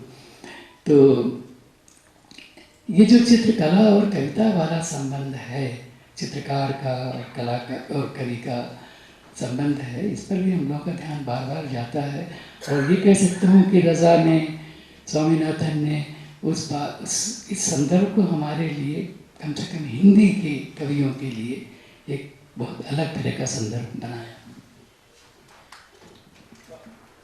एक छोटी सी बात जो मैं जरूर कहना चाहता था कि चित्र का बहुत पहले से उसका जो अनुभव रहा है मनुष्य जाति में, वो जादू का है, मिरेकल। यानी चित्र को एक जादुई घटना की तरह या एक जादुई ऑब्जेक्ट की तरह देखी जाने की भी बड़ी तमाम समाजों में परंपरा है। चित्र की भी, शिल्प की भी। बहुत सारे टोना टुटके ऐसे आज भी होते हैं कि आपने किसी की पुतला बनाया और उसको कुछ किया तो वो वहाँ उस आदमी को वैसा हो जाएगा। ये पुतला जलाने के पीछे यही है। आप जब मान लीजिए किसी का पुतला जलाते हैं तो आप उसमें ये जो पुराना उसका जो जादुई प्रकार है वो ही स्मृति में होता है कि आप यहाँ जो करेंगे वो वहाँ हो सकता है। मंत्र का भी जादुई जो उसका जो अनुभव है वो जादू की तरह बहुत पहले से रहा है।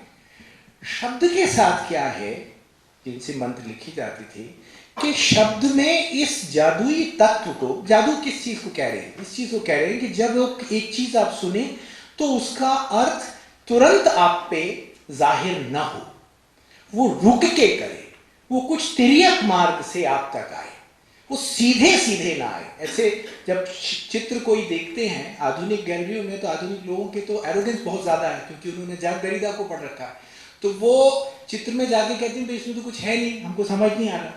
लेकिन आप आदिवासी समाजों में जाएं और उसका इतिहास भी पढ़ें अगर, अफ्रीकी और जहां कहां का भी उपलब्ध है, तो वो चित्र को देख के चमत्कृत होते थे क्योंकि उसका जो अर्थ है वो बहुत रह के, बहुत धीरे से आपके मन में खुलता है। शब्द का जो अर्थ है अखबारों के इस्तेमाल के कारण, रोजमर्रा के इस्तेमाल के कारण भी वो तुरंत जाहिर हो सकता है। यहां मैं समझता हूं कि चित्र से कवि के लिए प्रेरणा ये है कि वो अपने काव्य में उस अर्थ और शब्द का जो संबंध है, उसके भीतर जो मिरेकल है, जो चमत्कार है, इसको वो फिर से पैदा करने की वो कोशिश करता है। इसीलिए अभिनव गुप्त ने 10वीं शताब्दी में एक बड़ी अच्छी बात कही थी कि एक महाकवि के सामने सारे शब्द अपने पूर्व अर्थ वैसे ही त्याग देते हैं जैसे अपने प्रेमी के सामने प्रेमिका वस्त्र। ये, और इसी से आप समझ सकते हैं कि दुशासन क्यों द्रौपदी का वस्त्र हरण नहीं कर सकता, क्योंकि वो वस्त्र कभी हटेंगे ही नहीं।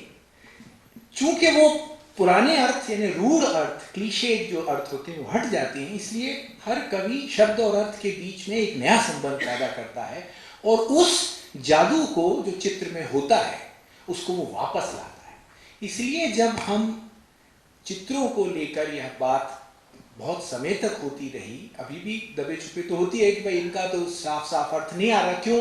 क्योंकि हम तो कला का काम मैसेज देना समझना लगे हैं। एंगेज पेंटिंग में भी विचार आया और राजनीति का प्रभुत्व, क्रूड राजनीति लिटरेचर में उसका जब प्रभुत्व बढ़ा, लेकिन आप देखें तो उसका जो ये चमत्कारिक अर्थ है यही उसकी शक्ति है। और ये चित्र से कवि, हिंदी कवियों ने भी निश्चय ही सीखा है। इसलिए हिंदी कवि प्रयाग जी हों, श्रीकांत जी हों, निर्मल जी हों, इन तमाम लोगों की चित्रकला से इनके इतने आत्मीय और गहरे संबंध रहे। निर्मल जी के विषय में तो ये भी कि वो जब भी जाते थे यूरोप या कहीं, उनका ज़्यादातर पैसा म्यूजियम्स में खर्च होता था। क्यों? क्योंकि कवि के लिए चित्र जो है उसके अपने काम के लिए उसका अजस्र स्रोत है, क्योंकि वो अगर वो उस चमत्कार को, और चमत्कार में संचारी भाव की तरह कह रहा हूँ, संचारी भाव की वर्णन है भरत के नाट्यात में, उसकी तरह तो इनका ये संबंध भी है। और रजा इन पंक्तियों को लिख के चित्र के साथ उसकी वो जादुई अर्थ भी एक हद तक एक बार और उद्घाटित करते हैं। इसलिए ये एक उनके किस्म के चित्रों के साथ इन पंक्तियों का आना इन पंक्तियों को भी बहुत समृद्ध करता है। चित्र से तो संवाद उसमें होता ही है।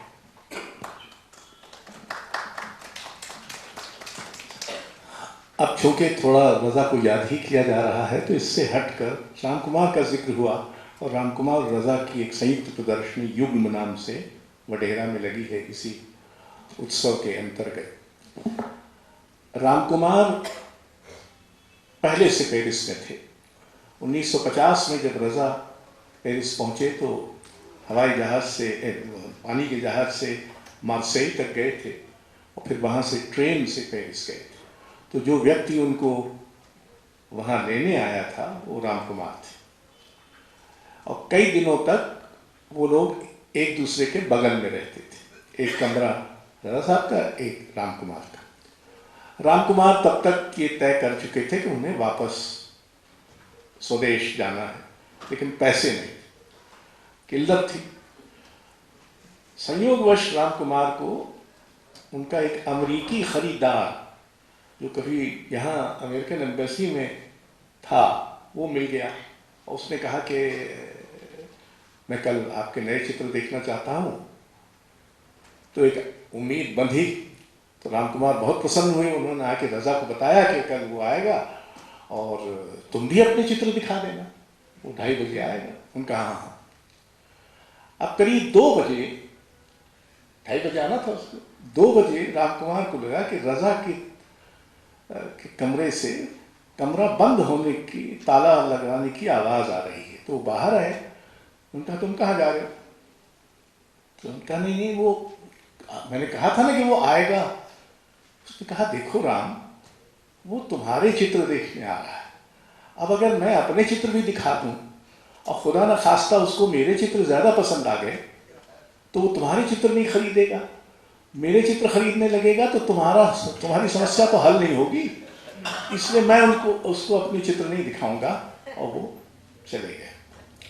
अभी कृष्ण खन्ना ने राणा साहब का 1956 का एक चित्र, बहुत बड़ा चित्र अभी हाल में मिला है। तो वो किस्सा बताते थे कि वो पहली बार जब लंदन से फ्रांस जा रहे थे तो उन्होंने रज़ा की चिट्ठी लिखी कि मैं आ रहा हूँ तो तुम मुझे अपने कलेक्टर्स के नाम और पते और उनके टेलीफोन नंबर दे दो। तो फिर कृष्ण कहते हैं कि कोई कलाकार अपने कलेक्टर्स और खरीदारों के पते कैसे देगा? रज़ा ने बैठकर 2 दिन तक अपनी खूबसूरत लिपि में वो सारी सूची बनाई, उनके टेलीफोन नंबर, और जब मैं आया तो मुझे थमा दिया। तो इन लोगों की दोस्ती के बहुत, हमने एक पत्राचार छापा है जिसमें सूजा, रामकुमार, हुसैन, तैयब मेहता, अकबर पदमसी के चिट्ठियां हैं रज़ा के नाम। उसमें सूजा की एक चिट्ठी है कि मैं लंदन पहुंच गया हूं और मेरी पत्नी गर्भवती है, उसके बच्चा होने वाला है, लेकिन मेरे पास पैसा नहीं है, तो तुम क्या मुझे 15 पाउंड भेज सकते हो? अब 15 पाउंड रज़ा साहब भेजते हैं। फिर दूसरी चिट्ठी है कि मेरा बेटा हुआ और मैं पहुंचा अस्पताल, तो वहाँ तो इंक्यूबेटर में थे सारे बच्चे, तो मैंने लेकिन अपने बच्चे को फौरन पहचान लिया क्योंकि थोड़ा काला मेरा ही बेटा हो सकता था, तो इससे मैंने पहचान लिया। फिर चिट्ठी है कि मैंने 5 पाउंड वापस तुमको भेजे हैं, मिल गए कि नहीं वगैरह। तो ये और कलाओं पर बातचीत भी हो रही है, पर इस दृष्टि से भी आपस में वो था। तो यहाँ भी रामकुमार और रज़ा में एक बड़ा विचित्र संबंध है। रामकुमार बहुत कम बोलते हैं, नहीं करते, वो हर एक को रोकते रहते हैं कि ज़्यादा मत बोलो, ज़्यादा मत बोलो। और रज़ा साहब पहले तो बिल्कुल नहीं बोलते थे। प्रोग्रेसिव आर्टिस्ट ग्रुप के ज़माने में रज़ा कहते हैं कि मैं और हुसैन हम तो चुप्पा थे, हम बोलते ही नहीं थे, बोलने का काम सूजा करते थे। सूजा ही आइडियलॉग थे, तो कहने हम लोग तो मारे डर के कि हम बोल नहीं सकते, वो जो भी कहता था हम मान लेते थे क्योंकि हम तो बोल सकते नहीं थे। तो रामकुमार के केस में बड़ा एक दिलचस्प वाकया ये भी है, निर्मल से याद आया, हुसैन ने अपनी आप बीती लिखी, जो हुसैन की आप बीती अपने नाम से, हाँ? मेरी कहानी अपनी जुबानी है जो भी, और पूरे हाथ से वो उसका हिंदी देवनागरी लिपि में लिखी, उसमें चित्र उत्र भी हैं। अब वो चाहते थे कि उसकी भूमिका निर्मल लिख दें, तो मेरे पास आए, कहा कि यार वो निर्मल से भूमिका लिखानी है शोभी। चलिए, तो निर्मल को पकड़ा, निर्मल ने कहा ठीक, बहुत अच्छी भूमिका निर्मल जी ने लिखी। अब हुसैन चाहते थे कि उस पुस्तक का लोकार्पण कई हिंदी शहरों में हो, बनारस में हो, इलाहाबाद में हो, भोपाल में हो, जयपुर में हो। तो मुझसे उनसे कहा कि आप अपने मित्रों से कहिए। हमने सब मित्रों को फोन कर दिया। अब बाकी हुसैन तो गायब हो जाते थे। तो एक बार उन्होंने मुझसे कहा, मैं बैठा था उनके साथ, चाय वाय पी रहा था, तो मेरी आधुनिक कवि एक श्रृंखला है ना साहित्य सम्मेलन की, उसमें किताब आ रही थी, मैं 60 बरस का हो रहा था, तो वो लेके आए, सत्यप्रकाश जी की छप गई है। तो हुसैन ने कहा मैं आऊँगा इस फंक्शन में। हमने कहा आपको मौका मिल, कहने नहीं मैं आऊँगा। जिस दिन वो फंक्शन था उस दिन हुसैन गायब हैदराबाद में थे। तो भला हो अनंत मूर्ति का जो यहाँ थे, तो उन्होंने फिर वो कर दिया। तो हुसैन साहब ने कहा कि, तो एक दिन मुझे काशीनाथ सिंह का फ़ोन आया कि यहाँ की किसी 5 सितारा होटल में आज कल हो गया हुसैन की इस पुस्तक का लोकार्पण, और मुझे तो पता ही नहीं चला, हमको तो बुलाया ही नहीं। तो इस तरह का हुसैन का एक अजब, इसलिए मैं रामलीला के तर्ज पर हुसैन लीला कहता रहा हूँ कि वो कब क्या कर बैठे इसका कोई भरोसा नहीं। लेकिन इनमें आपस में गहरी स्पर्धा थी। लेकिन ये 7-8 लोग अलग अलग किस्म के चित्रकार थे, लेकिन बहुत गहरी दोस्ती और बॉन्डिंग भी थी। गायतोंडे जब मृत्यु हुई तो मैंने रजा साहब को फ़ोन किया, तो रजा साहब ने लगभग रोने से लगे फ़ोन पर, अरे क्या हुआ? ने कहा हमको पता नहीं है, इतनी सी खबर आई। उन्होंने एक चिट्ठी लिखी जो हमने बाद में प्रकाशित की, इसमें गायतोंडे को स्मरण किया। तो आपस में लोगों का, कवियों के अलावा इनसे भी बहुत, जैसे श्रीकांत वर्मा से बहुत गहरा संबंध बहुत सारे चित्रकारों का था।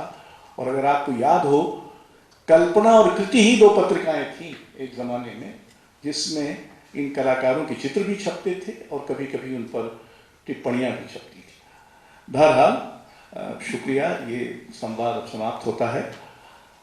अगला, क्योंकि खाने में शायद थोड़ी देर हो गई, तो जो अगला कविता वाला सत्र था, क्या था वो, बोधिसत्व और वाजदा खान और विजय कुमार तो अस्वस्थ हैं तो वो नहीं आ पाए, तो वो लोग आ जाएं, वो कविता पाठ करते हैं, फिर हम लोग उसके बाद अंतराल रखेंगे। आइए बोधिसत्व जी, अब आप 2 ही हैं तो आप 2 ही संचालित कर दीजिए एक दूसरे को। वाजदा है?